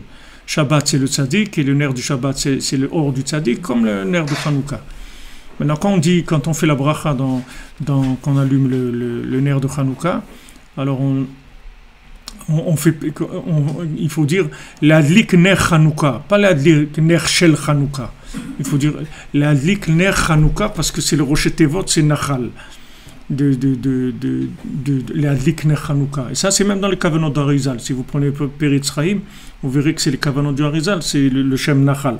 Et que Nachal nous vient, c'est le Shem de Rabbeinu. Alors le ner Chanukah, c'est la lumière, les maasés qu'on reçoit du tzaddik. Beprinat ner Hashem nishmat Adam. Comme c'est écrit, la flamme d'Hachem, c'est l'âme de chacun. Donc maintenant, les maasés, quand on allume le ner de Chanukah, on allume notre âme. C'est ça qu'on fait. C'est-à-dire, comme ils disent dans la chanson, t'as de l'icoti, les trucs là, les chansons qui disent t'as de l'icoti, allume-moi. C'est-à-dire, Bémet, ce qu'on demande au tzaddik, c'est de nous allumer, c'est-à-dire de allumer l'âme, qu'on ait envie qu'on ait de l'enthousiasme sur servir Hachem, qu'on ait de l'enthousiasme de vivre en Eretz Israël, de faire les mitzvot en Eretz Israël, de tout ce qu'on fait, qu'on fasse avec de l'enthousiasme, c'est ça qu'on demande. Ner Hashem Nishmat Adam, al yedei ze hakoach, dainu al yedei or hatzadik, shehu b'chinat tov, כמו שכתוב, וירא אלוקים את האור כי טוב כנ"ל. על ידי זה אנו יכולים לעמוד כנגד מלכות הרשע כנ"ל. Donc c'est comme ça qu'on peut se tenir contre cette malchut harsha. C'est-à-dire il ne faut pas croire qu'on va les prendre de face. On va les prendre par le fait qu'on va booster notre énergie. C'est comme ça qu'on va les attaquer. On ne va pas essayer d'attaquer le mal, de s'attaquer au mal. C'est-à-dire, on va s'attaquer au mal par le fait qu'on va augmenter les énergies positives. C'est ça qui va attaquer le mal. C'est-à-dire, ça, c'est un principe général. C'est-à-dire, quand on dit sourmira ve asetov, c'est-à-dire que tu fais asetov, tu fais le bien, et le rat, tu vas partir, le mal, il va partir. Parce que le mal, il ne peut pas supporter le bien. Donc toi, tu fais du bien, et le bien, ça va éliminer automatiquement le mal. Maintenant, tu veux dire, mais comment ils se sont battus quand même? Ils ont fait la guerre contre eux et tout. La guerre, c'était le résultat de ça. C'est pas la guerre qui a fait gagner. C'est le fait qu'ils ont amené, ils ont capté de la lumière, de bien, qui était pure, qui était très élevée. Ça leur a donné la force de lutter contre les Grecs sur le terrain après. Mais ça peut se faire autrement, je veux dire, c'est pas obligé que ce soit une guerre, ça peut être à l'ONU, un vote ou n'importe quoi. Ça peut être n'importe quoi, c'est-à-dire, c'est pas... On avait notre ami Aaron Ben Juliette Gabal à Vachalom, qui est niftar il y a 2 ans. Alors lui son oncle, c'est lui qui a fait qu'à l'ONU, le vote, il est passé pour créer l'État d'Israël. Son oncle, il a une rue à Tel Aviv à son nom. Parce que son oncle, il était le chauffeur à Paris d'un des ambassadeurs d'un pays d'Amérique du Sud, je ne me rappelle pas quel pays, un petit pays d'Amérique du Sud. Et il était chauffeur et il a eu de la sympathie, l'ambassadeur pour lui, jusqu'à qu'il est devenu mamache chancelier, c'est-à-dire mamache, il est devenu l'adjoint de l'ambassadeur. Et quand il y a eu le vote de l'ONU, l'ambassadeur, il n'était pas là, donc il lui a dit, tu votes contre. Et maintenant, il y avait un autre pays aussi de là-bas qui a donné à cet ambassadeur la procuration pour voter contre. Donc lui, il avait 2 procurations, et il a voté pour. Et c'est avec ça que c'est passé. C'est avec ça que c'est passé. Regardez et c'était pas un religieux ni rien, c'était pas un bonhomme, c'était pas un tzaddik ni rien, mais il a reçu ça, cette lumière-là, il a été inspiré. Après, c'est sûr qu'il s'est fait jeter, qu'ils en ont voulu, etc. Mais c'est fait. L'affaire, elle est réglée, on n'en parle plus. Ça aussi, c'est des guerres. Mais au lieu que ça soit une guerre sur le terrain, qu'il y a des trucs et tout, c'est des guerres politiques ou des votes ou n'importe quoi. Mais ça fait rien, c'est la même chose. Le principal, c'est d'obtenir gain de cause, d'arriver à... Mais regardez sur quoi ça dépend. Regardez des vies, regardez cet homme-là, quelle place il doit avoir dans l'Olam Haba. Regardez quelle place il doit avoir dans l'Olam Haba, le bonhomme. Il a tout ce qui est en Eretz Israël, c'est à lui. Chaque fois que quelqu'un fait schéma, il va au cotel, il fait un tikkun klali, mais il est tefillin, il a un sefer Torah, il mange un falafel, n'importe quoi. Tout ça, c'est lui qui ramasse. Il a des trucs sur... Regarde, un homme simple. Il me racontait, c'est un homme simple. Il était ici, ce monsieur Gaba, là, et il était avec nous à la Vachalom. Il a eu une maladie très très dure et il est niftar dans de la douleur, le pauvre. Il a beaucoup souffert. ועל ידי זה אנו יכולים לעמוד כנגד מלכות הרשע כנ"ל, כי אי אפשר לעמוד כנגדם, כי על ידי בחינת כולו טוב. Voilà. On ne peut pas les attaquer sauf si on a le principe de kullo tov, c'est-à-dire entièrement bien, parfait. Il faut que ça soit que la perfection, parce que la moindre imperfection, il t'attrape tout de suite. Tout de suite, il t'attrape. Le moindre problème, dans un des 4 éléments, dans les midot, il t'a attrapé. Tu ne peux pas te battre. Ça n'existe pas. Bien sûr, ça existe, le sadique. Mais voilà, je viens de t'expliquer. Nous, si tu rentres sous la tutelle du tzaddik. Mais sinon, non, tu peux pas. Sinon, tu peux pas. Regarde en Eretz. Tu vois bien qu'on peut pas. On peut pas. Tu vois, voilà, Poutine, il vient, ou je sais pas quoi, en Syrie, l'autre, il vient. Tu peux rien faire. Tu peux pas. Parce que, du moment où maintenant, dans ton comportement, il y a des liens avec Esav, tu peux pas l'éliminer, c'est impossible. Pour t'attaquer à lui, il faut que tu aies rien à voir avec lui, du tout, rien. Qu'il n'y a rien chez toi qui soit une emprise de lui. À ce moment-là, tu peux l'attaquer. On a besoin d'attaquer dans ce cas si on n'a rien. En fait, il n'est pas là, on n'a rien. C'est-à-dire si on n'a rien. Si on n'a rien avec, on n'a pas de contact avec lui. Oui. Pourquoi on doit chercher à l'attaquer? Mais parce que lui, parce que lui jamais il va te laisser tranquille, et ça. Ouais, Loshaya. Que dire pas Shaya? Il n'y a pas de quoi Shavé. On n'a pas besoin d'aller vers lui pour l'attaquer. C'est lui, moi c'est moi. Mais tu te dis, il peut pas. Il vit de toi. Comment tu veux qu'il te laisse tranquille? Il vit de ce qu'il va te voler. Jamais il va te laisser tranquille. Si tu l'élimines pas, il s'en ira jamais. Il peut pas. Il vit de toi. Le monde entier. Pourquoi le monde entier veut Jérusalem, les trucs et tout? Pourquoi tout ça? Il n'y a rien de bon à prendre chez lui. Chez lui? Chez, Et chez Esav? Il peut y avoir du bien à prendre, pas de problème. Mais ça n'a pas de rapport avec ça. Il peut y avoir du bien chez Esav. C'est pas ça qui va t'aider. En quoi ça va t'aider? Le bien de chez Esav, au contraire, il va venir chez nous, il n'y a pas de problème. Mais c'est pas nous, on n'a pas un problème avec le bien qu'il y a chez Esav. Notre problème, c'est qu'il veut détruire la Torah, c'est ça, qu'il veut détruire notre attachement à Hachem. Et comme les gens qui sont en contact avec lui, qui dialoguent avec lui, ce sont des gens qui sont en partie vendus à sa façon de voir les choses. Donc tu peux pas les deux, tu peux pas prendre et taper dessus en même temps. Si tu veux taper dessus, il faut que tu arrêtes de prendre. Et arrêter de prendre, tu peux pas, parce qu'il est partout. Tu vas arrêter de boire du Coca-Cola. Tu vas arrêter d'utiliser les dollars. Tu vas utiliser tu peux tout. Tu vas pas utiliser une machine à laver ou je sais pas quoi, ou les câbles électriques ou les systèmes internet ou tout ce que tu veux. Tu peux pas. Tu peux pas. Tu l'utilises. Du moment où tu l'utilises, alors ça y est, il est chez toi. Il est en contact avec toi et ça, il t'attrape. Maintenant, la seule façon que tu as, c'est de pouvoir lutter contre lui, c'est avoir cette lumière-là, qui est cette fiole qui est de la lumière qui n'a aucun rapport avec rien de ce monde. Rien. C'est une lumière qui n'est pas du tout, qui n'a pas été soudoyée du tout. Elle n'a jamais été touchée par ce monde. Rien. Le tzaddik, c'est ça, c'est cette fiole-là. C'est-à-dire qu'il n'y a pas, il y a jamais, le mal, il n'a jamais pu le toucher. On est les marins de Rabbeinu. Hein? On est les marins de Rabbeinu. Ouais, tout à fait, ouais. Exactement, ouais. Mamash ça.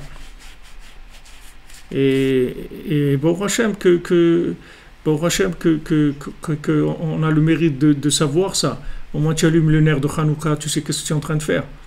C'est pas, tu crois pas que tu as vu une bougie de commémoration d'un événement qu'il y a eu une fois, et bon, les petites lumières et tout ce que tu attends, c'est pas ça du tout. C'est pas ça du tout. Maintenant aussi quelque chose aussi d'après ce qu'il dit, c'est-à-dire Rabbi Nathan, le Ikar de l'allumage de Hanouka, c'est le premier soir. C'est là où il y a la lumière la plus forte, c'est le premier soir. Donc maintenant, si vous avez le mérite d'être un Ouman, mais si vous n'êtes pas Ouman, je vous conseille vivement de ne pas vous laisser inviter nulle part le premier soir, d'allumer chez vous à la maison avec votre femme et vos enfants. Mais de ne pas aller dans des... Après, si vous voulez, une fois que vous allez allumer, vous allez passer une demi-heure, une heure ensemble et tout, après vous pouvez aller, la famille ou n'importe quoi. Mais l'allumage lui-même, c'est très important si vous voulez faire avec votre femme et vos enfants.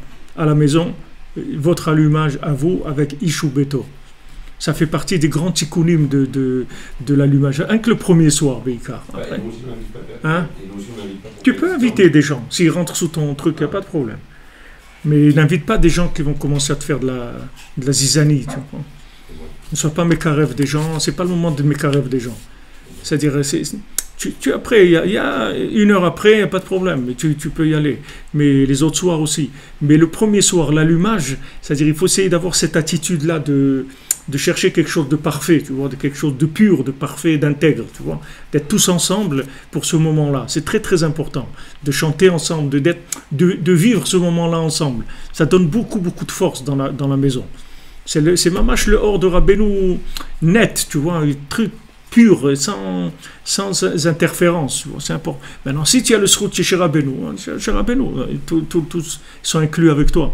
Mais si tu n'es pas, alors essayez de faire ça. Le premier soir, c'est le Ikar de Hanouka. La première bougie, c'est ça le Ikar. Même si tu allumes une bougie, comme tu veux. C'est pas, même si tu n'as pas l'huile d'olive, tout ça, c'est après des dourim, tout ça.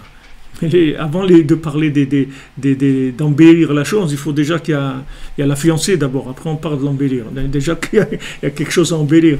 Et là, même si tu allumes une bougie en cire et tout, c'est pas ça c'est pas important. Parce que ça, c'est du moment où le pied à la fin, c'est cachère, il n'y a pas de problème. Mais de savoir qu'est-ce qu'on est en train de faire ce soir-là, c'est très important. C'est mamash, un moment très important. Ça ne dure pas, c'est pas obligé de durer longtemps. Ça peut durer 1 heure. Mais si vous pouvez être ensemble, faire un repas ensemble, que la famille et tout, après et tout, c'est des moments, c'est des grandes énergies positives, des très très grandes énergies. Ça donne beaucoup de force. Mamash, beaucoup de force. Et malheureusement, il y a des gens, ils n'ont pas le temps, ils travaillent, alors ils disent bon, tu allumes et tout, je rentre. Attention, il ne faut pas jouer avec ça, surtout le premier soir, il ne faut pas jouer avec ça.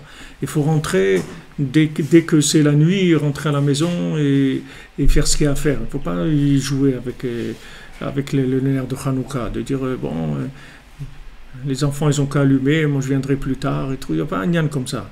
Il faut faire très attention. C'est un zilzoul de la mitzvah, il faut faire attention. Parce que c'est mamash des moments où c'est la première lumière qui vient après de l'année. C'est-à-dire on a fermé le dossier de l'année dernière.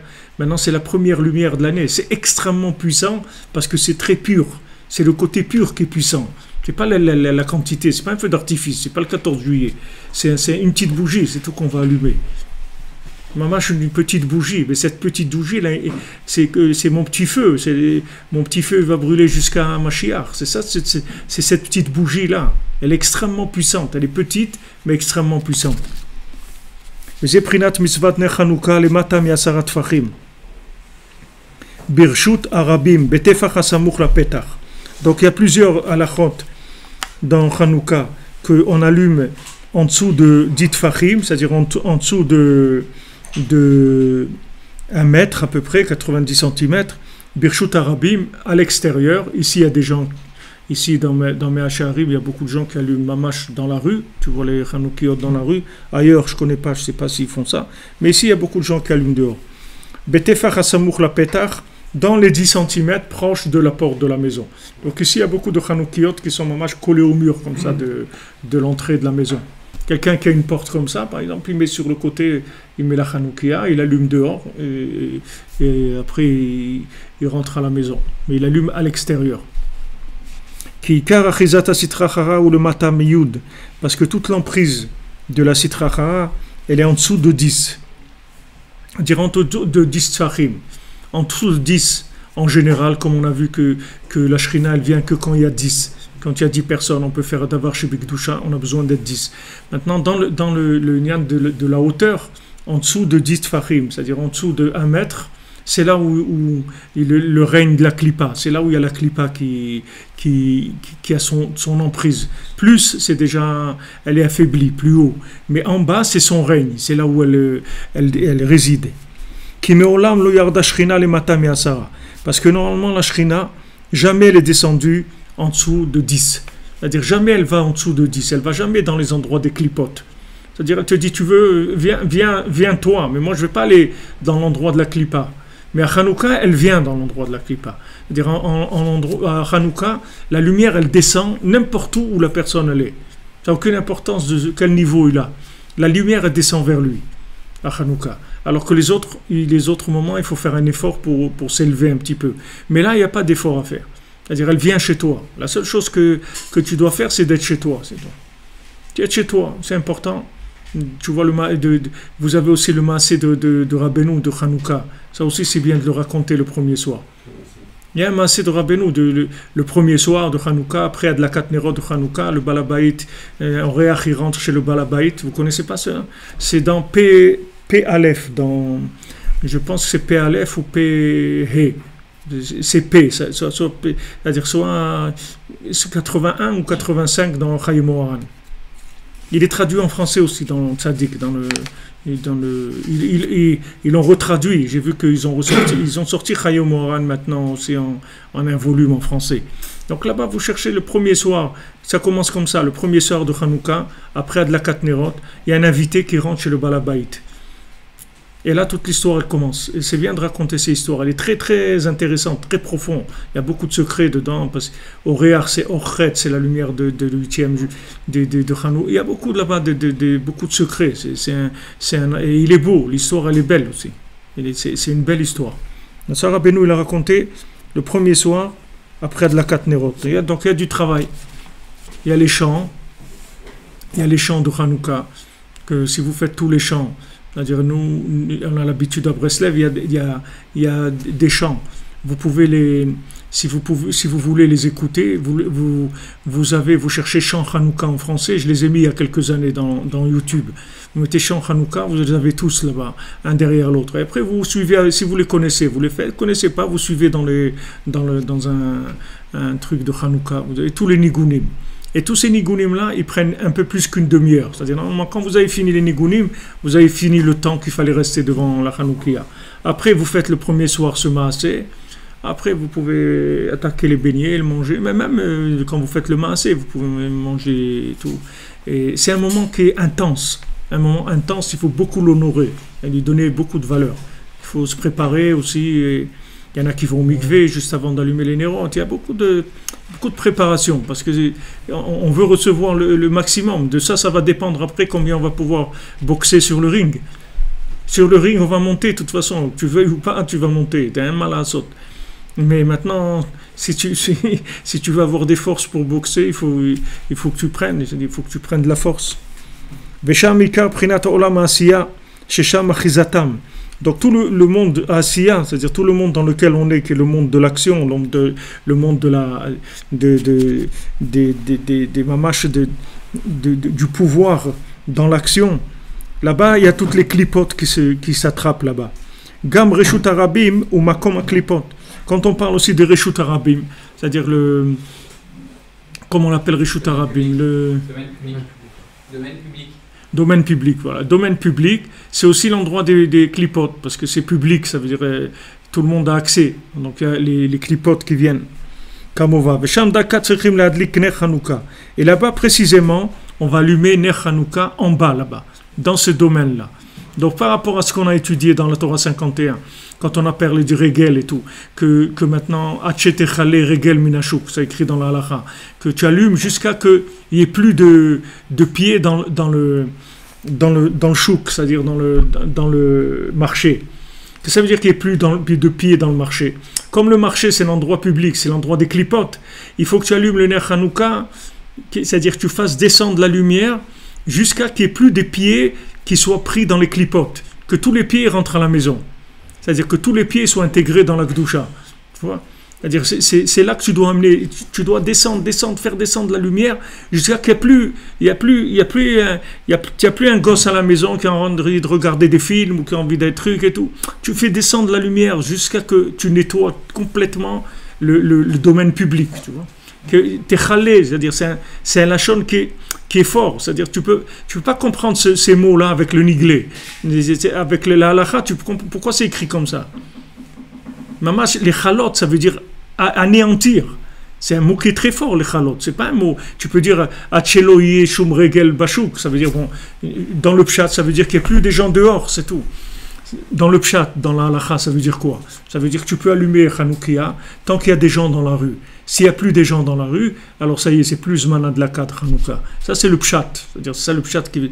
Mais dans le sod, c'est des choses qui sont très, très profondes. C'est-à-dire que maintenant, qu'est-ce que c'est le pied qui est dans le chouk? Ça veut dire que c'est ceux qui se sont fait attraper dans les pieds, c'est-à-dire dans l'action. Dans l'action, ils se sont fait attraper par le domaine public, c'est-à-dire par les clipotes.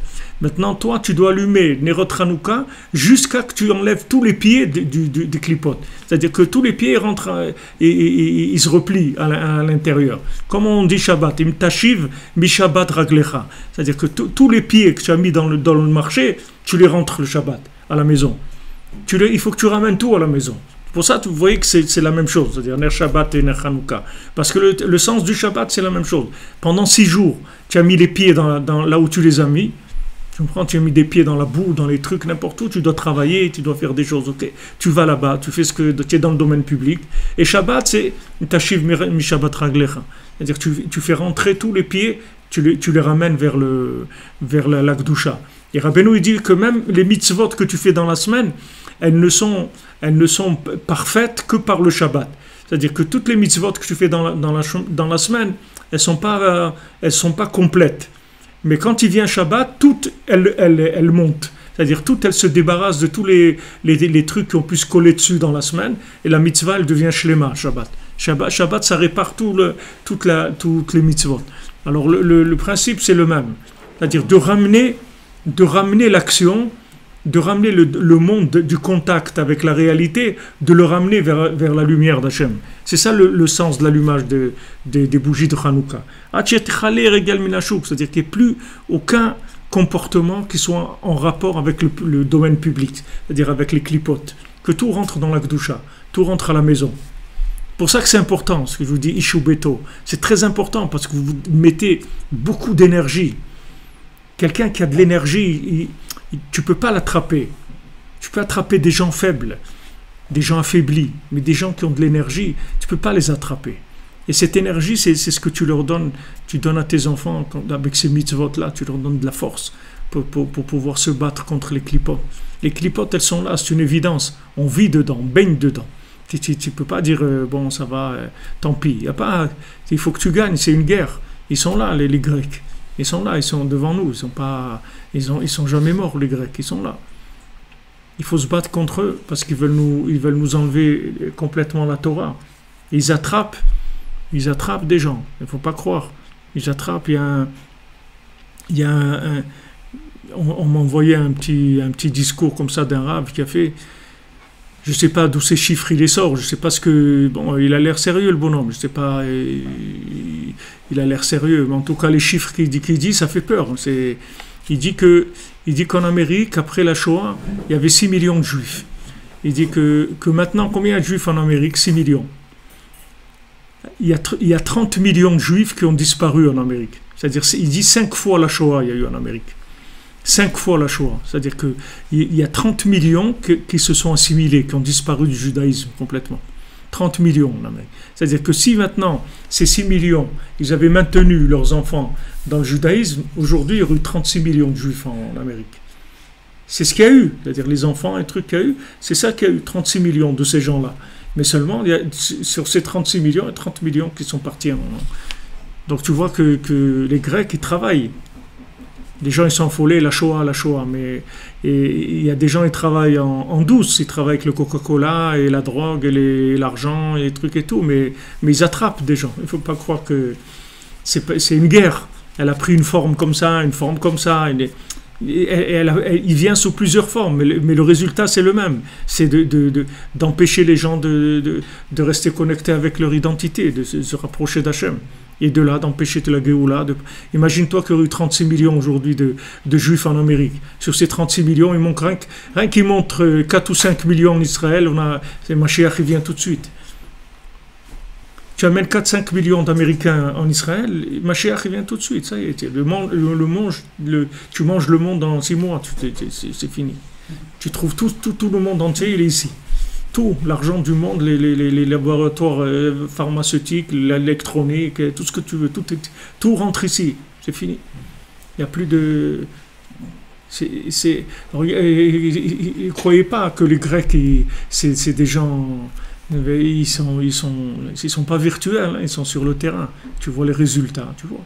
En Europe, par exemple, en France, il y a 80% de mariage mixte. C'est une réalité, les gens, ils le savent. C'est pas quelque chose qui est...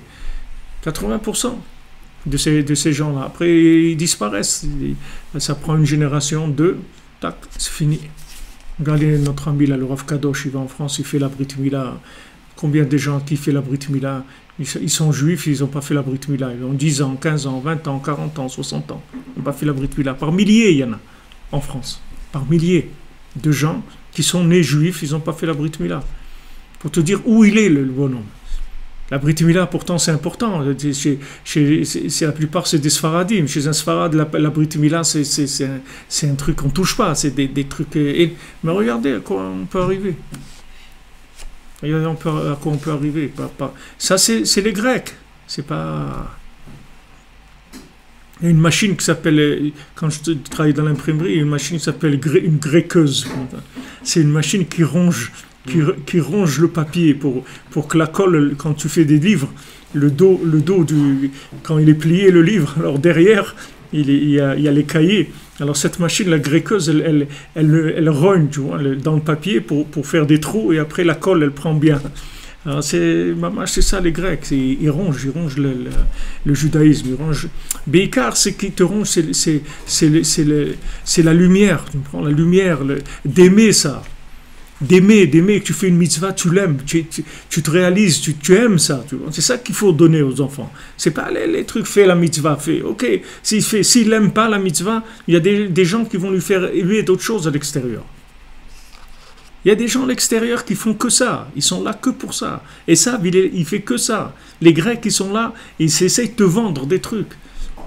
Il y a des gens à qui ils vendent de la drogue, il y a des gens à qui ils vendent des femmes, il y a des gens à qui ils vendent de l'argent, il y a des gens à qui ils vendent ce que tu veux. Mais ils essayent de vendre des trucs pour prendre le cœur des gens. Si tu leur remplis le cœur de joie, d'amour, de la mitzvah, il n'y a pas une plus grande protection que ça. C'est la plus grande protection que tu peux avoir. Et là, il est chargé, il est blindé, il peut faire la guerre, il n'y a pas de problème. Il peut faire la guerre, ça veut dire qu'il va se défendre, c'est tout. Regarde, il y a des gens, moi, qui m'écrivent, ils disent, voilà, j'ai un problème, maintenant on veut me faire travailler Shabbat dans mon travail, et vraiment ça me trouble beaucoup, vraiment je ne sais pas quoi faire. Alors des gens lui répondent sur Facebook, il dit, de toute façon Hachem il t'aime, mais tu ne te fais pas de soucis, si tu dois travailler Shabbat, travaille ma fille, parce que la parnassa c'est le principal et tout. Il balance des trucs comme ça. Allez, vas-y, c'est la fête au village, vas-y, allez, balance. Qu'est-ce que ça veut dire ça? Sac à la fin. Hein? Sac, il y en a même sac à la fin. Regarde tout ça, ça vient de quoi? C'est de l'atrophie de la sensibilité à la mitzvah, tu comprends? Si tu goûtes un peu le Shabbat, tu vas passer un moment où tu vas ressentir le Shabbat, et ça y est, c'est fini. Tu vas plus travailler le Shabbat. C'est impossible, c'est même pas quelque chose que tu peux entendre.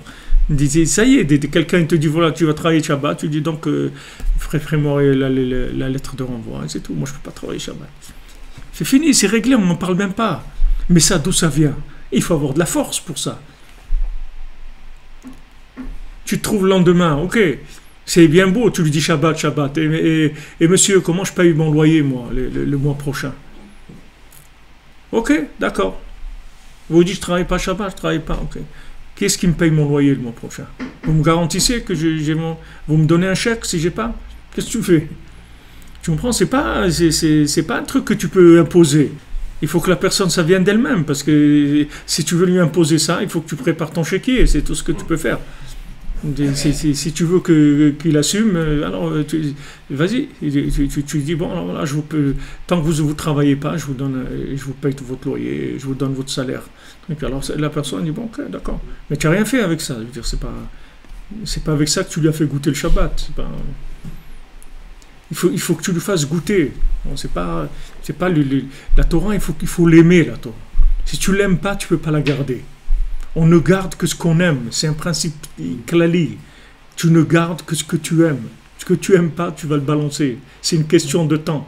C'est pas uniquement parce que toi, tu vas le balancer. C'est que il y a des gens il y a des Grecs qui sont dehors et qui ne cherchent que ça. Amalek, il cherche toujours les faibles. Anershalim, il prenait tous les faibles. Anershalim acharecha. Ceux qui étaient derrière dans le campement. Quand ils marchaient, il y en avait qui étaient derrière parce qu'ils étaient impurs et ils ne pouvaient pas être à l'intérieur du machané, à l'intérieur du campement. Mais Amalek, c'est cela qui l'attrapait. Il allait, il leur dit, regarde, ils t'aiment pas, regarde, il t'a jeté, regarde des trucs, ils t'ont jeté, soi-disant, tu es impur. Alors qu'est-ce qu'il y a? Tu vois, ils embrouillent les gens. Et ils attrapent. Même en Israël, il y a des organismes comme ça. Il y a des gens qui font ça. Moi, je connais des gens qui se sont fait attraper, des religieux, des fils de rabbanim de l'Aïda Haredit, qui les ont attrapés.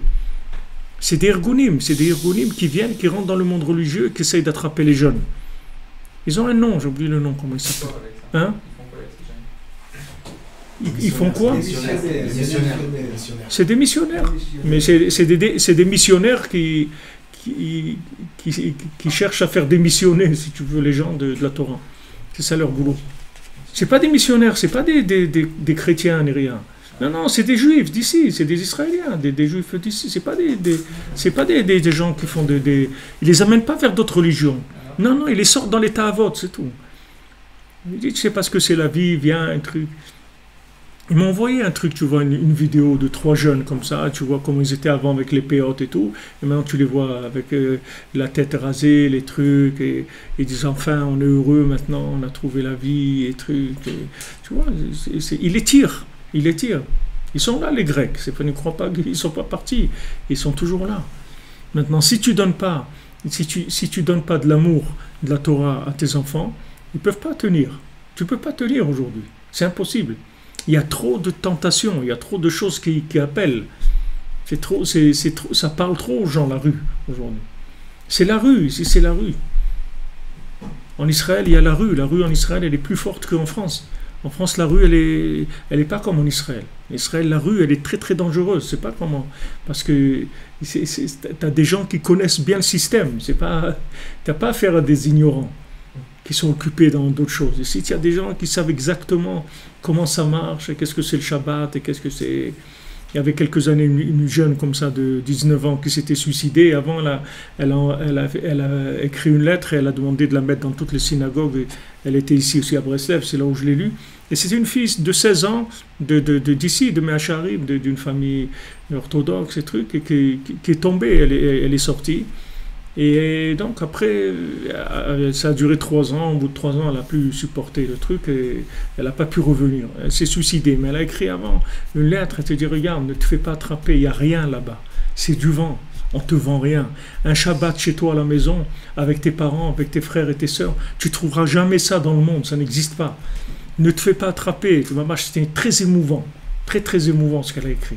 Mais bon, elle n'était pas Breslev, elle s'est suicidée. Si elle avait été Breslev, elle aurait dansé, elle serait sortie par un autre chemin.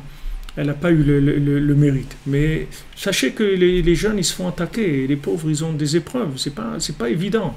C'est pas évident. C'est pas parce que toi, tu as passé des caps il faut que tu imagines qu'est-ce qui se passe dans la tête des enfants, dans leur cœur, etc. Qu'est-ce qui essaye d'attraper leur cœur, leur tête. Donc quand il y a des moments comme ça, c'est des moments où tu charges les batteries très très fort. Des moments très très forts. Ces moments-là, les massés, ça vient une fois dans l'année. Le Harizal, il dit, ça va venir une fois. Il va y avoir le premier soir de Hanouka, Nigmar, où tu remplis ou tu remplis pas, c'est tout. Si tu remplis le réservoir, tu tiens jusqu'à le Hanouka de l'année prochaine, tu remplis pas, et la panne, elle commence au bout de quelques kilomètres. Tu vois. Ça peut être dans 1 mois, dans 2 mois, dans 6 mois, ça s'affaiblit. L'individu s'affaiblit. S'affaiblit, c'est tout. Tu ne peux pas le juger, tu peux juger les gens qui ne lui ont pas donné les forces qu'il fallait, c'est tout. Tu ne lui as pas donné à manger, tu ne lui as pas donné de vitamines, il est tombé malade, c'est normal. Il faut lui donner dans ces moments-là, ça demande de la préparation, ça demande du cœur, il faut se préparer, il faut avoir des choses à dire, il faut avoir de l'amour à donner, il faut faire des cadeaux, il ne faut pas hésiter. Il ne faut pas hésiter, il faut que ce soit des moments qui sont impressionnants, si tu veux. C'est grandiose, c'est un moment grandiose, il faut le monter, tu vois. Il ne faut pas un truc quand elle est venue, elle a bougé, et après on passe à autre chose, tu vois. Non, il n'y a pas de téléphone, il n'y a rien, il faut que ça soit... C'est des moments, comme on dit, c'est solennel, tu vois. Il faut qu'il y ait un climat solennel, dans la joie, mais il faut que ça soit solennel. Il ne faut pas que ça soit mésouzal, il ne faut pas mépriser ces choses-là. Faites très attention, parce que les Grecs ils nous attendent. C'est pour ça qu'en face de Hanouka, il y a eu Noël, peut-être. En face, qu'est-ce qu'il y a eu? Il y a eu les fêtes de Noël. Ah ouais, bien sûr. Noël, ça veut dire il n'y a pas elle. Hachem, il n'existe pas. Noël. Hachem, il n'y a pas. C'est dans le même span avec des lumières et des cadeaux. Ouais. C'est la clipa de... Ouais, ils essayent de ressembler, de faire ressembler. Il y en a même qui allument les lumières de Hanouka et le truc de... Quand ça tombe, en général, ça nous suit toujours. Alors ils allument le sapin et les Hanouka.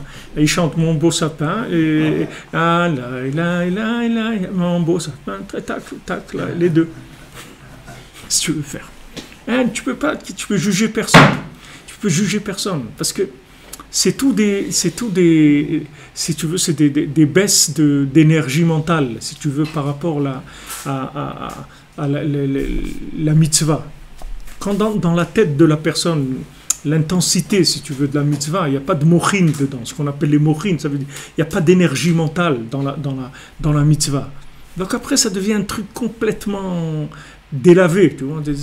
Et déjà qu'il allume les bougies, c'est déjà un ifla, même s'il allume le sapin aussi. Mais déjà qu'il allume la bougie, qu'il allume le sapin, ça c'est pas... malheureusement... Mais qu'il allume la bougie, ça c'est quelque chose d'extraordinaire. Même là-bas, tu vois, ça va, il allume quand même la bougie et tout. Mais nous qui essayons de transmettre à nos enfants, de leur donner quelque chose de fort, ça les marque beaucoup. Tu leur fais des cadeaux, tu joues avec eux à la toupie, tout ce que tu peux faire. Rabbi nous parle dans Sirot Haran du Sod, le secret de la toupie, le Draïdel. Le Inyan, c'est que tout ce monde-là, c'est comme une toupie. Ceux qui sont en bas, ils montent, ceux qui sont en haut, ils descendent. Et ça tourne comme ça, il y a de haut en bas. Rabbi nous parle du secret de la toupie. Il dit que c'est des grands secrets qu'il y a dans le Inyan qu'on joue à la toupie à Hanouka. Donc le Raché, il y a des toupies comme ça, avec de la lumière, des trucs et tout.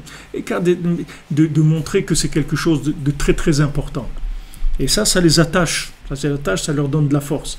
Après, la chose, elle est intense, tu vois. Quand la chose, elle est intense, tu la lâches pas facilement. Mais si la chose, c'est un truc délavé et tout, il y a d'autres choses aussi qui proposent sur le marché. Ils proposent beaucoup de choses sur le marché. Mais tu as raison, c'est venu Léomatzé. C'est proposer la même chose, mais en pacotille. C'est-à-dire, au lieu que ce soit de l'or, c'est du plastique, c'est tout. Ça me fait poser une question que je ne me suis pas posée avant. Est-ce que c'est mieux d'aller seul à Ouman le soir de Hanouka, ou de laisser sa famille aux dépens de sa famille, puisque l'important d'être avec sa famille surtout dans les soirs. Ça dépend du niveau de la maman, où est-ce qu'elle est. Si la maman elle est avec toi complètement, alors c'est écrit que si la maman elle allume à la maison, tu n'as même pas besoin d'allumer Bichlal. Tu n'as même pas besoin, parce que c'est la même chose. Mais il faut qu'il y ait un shalom bayit, c'est-à-dire si tu as deux réchouillottes dans la maison, alors ça ne marche pas. Il vaut mieux que tu sois présent. Mais si elle est nichlelet, mamash, que tu pars avec sa bracha, qu'elle a de la simcha que tu ailles, au contraire, elle est heureuse que tu ailles et tout, ça passe dans les enfants, ils sont tous avec toi, tu es avec eux, ça ne change rien, il n'y a pas de différence. Mais si maintenant c'est fragile, la maison elle est fragile, alors il vaut mieux être à la maison. De toute façon, ce qu'on va, c'est Shabbat Hanouka, c'est pas le premier soir. Il n'y a pas un Inyan du premier soir d'aller chez Rabbeinu. Premier soir, c'est des gens, et moi je suis un grand-père, je peux aller. Mais quand j'avais mes enfants à la maison, je faisais très attention que le premier soir, j'allumais avec eux. Même ça tombait mercredi soir ou jeudi soir, j'allumais et après, je prenais un vol de nuit, ils me débrouillaient. Mais il fallait que je sois le premier soir avec eux, d'avoir casé, que je voulais laisser.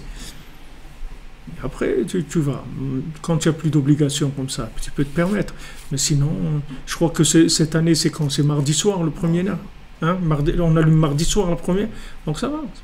Quelqu'un veut aller au Man, il va jeudi. Il n'y a pas besoin d'aller... Il peut aller jeudi soir même. Il y a des vols... Ils font exprès des charters dans la nuit de jeudi à vendredi. Pour que les gens aient le mardi, mercredi, jeudi à la maison. Et vendredi, ils vont au Man. Et après, il peut rentrer dimanche. Il allume encore à la maison. Pas de problème. Ça, il faut faire à la carte, c'est-à-dire, on peut pas, tu comprends, il faut voir le matzav de la famille. On peut pas dire un klal. Le klal que je te dis, voilà, tu dois mesurer comment c'est. Quand là, il y a des femmes, elles peuvent pas supporter que leur mari soit pas à Ouman, et pour Hanouka, elle dit, comment tu vas pas chez Rabbeinu, mais il faut que tu ailles, et tout. Bon, alors, la femme, elle est avec toi, il n'y a pas de problème. Je dis, tu n'as même pas besoin d'allumer. Ta femme, elle... Je parlais moi, avec le cas échéant que la femme est d'accord. Juste. Il y a d'accord et d'accord. Ça, c'est toi, tu dois sentir. Tu pries, tu demandes. S'il y a un shalom bayit et que tout le monde est d'accord, il n'y a pas de problème. Il est préférable d'aller le premier jour chez Rabbeinu ou de rester à la maison? C'est ça ma question. Non, il n'y a pas. Je te réponds. Il n'y a aucun inyan d'aller là-bas le premier jour. Ah, ok, d'accord. Rabbeinu, il n'a pas demandé ça. Maintenant, il y a des orotes. Tu peux avoir. D'aller à Hanouka, c'est le Shabbat. Donc. Shabbat Hanouka. Ah, okay. Rabbeinu, il voulait qu'on vienne Shabbat Hanouka, pas allumé, pas le premier soir. שזה בחינת שיורד כוח הצדיק לקות אחיזת הרשע להכניעם ולהשפילם.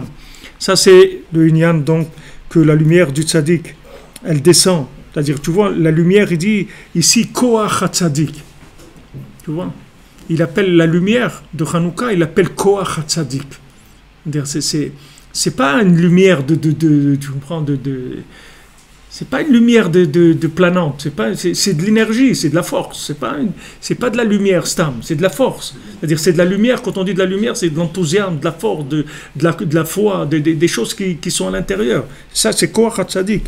Les tochachizat arasha, les achniam la shpila, il descend dans l'emprise du rachat, là où le rachat il a son emprise, et là-bas il va le casser, là où il est.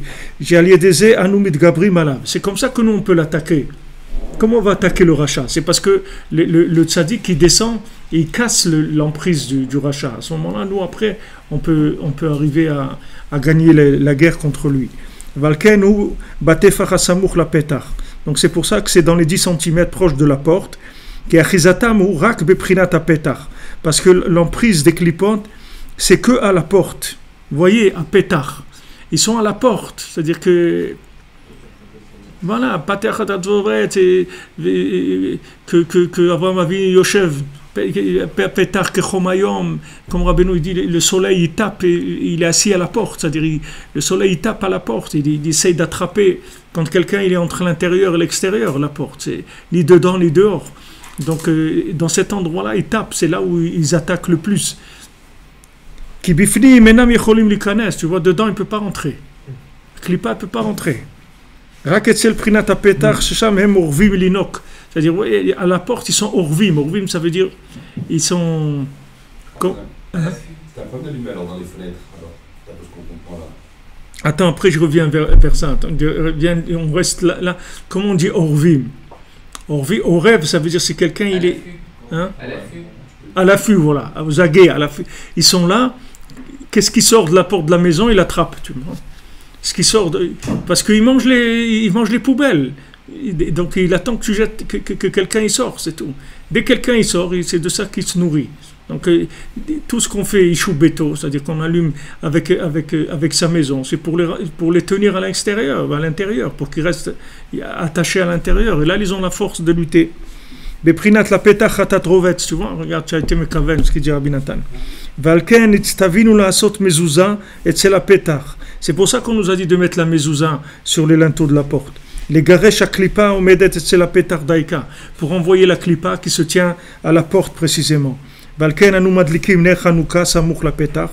C'est pour ça qu'on allume les bougies de Hanouka proches de la porte. Pour les détruire, les casser à l'endroit où ils ont leur emprise. Donc leur emprise, elle est à la porte. Elle est à la porte. C'est là, c'est l'endroit où l'intérieur et l'extérieur ils se rencontrent. C'est-à-dire à cet endroit-là, c'est là où ils attaquent. C'est là où la klipa elle attaque. Maintenant, ce que tu demandais dans la halakha, que ça c'est parce que. C'est très bien alors d'après ça. Parce qu'ils ne tiennent pas là-bas les forces. C'est-à-dire que maintenant, le fait que maintenant, dans la halakha, ils ont dit que d'allumer, que tu peux allumer à la maison, il y en a qui allument à côté de la porte dans la maison, il y en a qui allument à la fenêtre, tout ça c'est des choses qui sont permises d'après la halakha. Ça veut dire que toutes ces choses-là, elles ont un rapport avec ça, c'est la même chose. C'est-à-dire que c'est là ou là, c'est la même chose. Il n'y a que des gens qui ont le minag, qui ont toujours fait comme ça, ils font comme ça. Mais il y a aussi un côté que quand tu allumes dehors comme ça, il y a un peu le côté, si tu veux, le côté fête et tout, il est un peu cassé, parce que tu allumes dehors, il fait froid et tout. Combien de temps tu vas rester dehors? Un quart d'heure. Après tu rentres à la maison, il n'y a plus rien, il y a un côté aussi folklorique qui est important, c'est-à-dire il y a le côté qu'on allume, qu'on voit les lumières, qu'on reste à côté, qu'elles sont là, etc. On a besoin de ça. On a besoin de sentir cette présence. Il y a un côté affectif comme ça. On a besoin donc on va plutôt vers cette formule-là. Moi, j'ai pas vu des Breslevers qui étaient makpid sur ces trucs-là. C'est-à-dire les skenim avec qui j'étais, qui allumaient Hanouka. J'ai pas vu qu'ils étaient pointilleux sur que la Hanouka soit dehors. Allumés dedans, normalement. Sans... C'est ça qu'il y en a qui en ont plusieurs. Hein? Il y en a qui en ont plusieurs. Ils Ouais. mettent dehors, ils mettent dedans, ils mettent Ah ouais? Mais non, mais il faut que tu fasses la bracha sur une, comment ils font? Mais chez les Chabad, C'est une et après ils allument. Ils allument chez eux, C'est-à-dire ils font d'abord la bracha sur une et après ils allument. mais ils font la bracha où? Dehors, dedans, où? Dehors, sur celle qui est dehors. Ils commencent avec ça, après ils allument un... Ouais, ça aussi, ça peut être un... Pour avoir cette. Ouais, C'est un peu frustrant de ne pas l'avoir. ouais, c'est ça, c'est ce que je te dis, on a besoin de ça. C'est important. Nous on fait la bracha, peut-être un enfant qui fait la bracha sur les mêmes. Les Ashkénazes, ils font chacun leur. Ouais, chacun il allume. Le Méadrim et la Méadrim, chacun il allume sa Hanoukia. L'écart c'est d'être dans les cavanotes, dans le Inyan, d'être branché sur le Inyan. Alors Bezrat Hashem, jeudi prochain, je ne serai pas là, mais sur internet on va continuer. Et elle n'est pas très longue cette halakha, et elle fait qu'une page et demie, 2 pages. Je ne sais pas si en trois séances on va la finir, je ne crois pas, mais ça peut arriver. Ça peut être un S de Hanouka. Ça peut faire partie des Nissim de Hanouka. Be'atzlacha, Shabbat Shalom, des bonnes nouvelles, et des bonnes choses, Bezrat Hashem.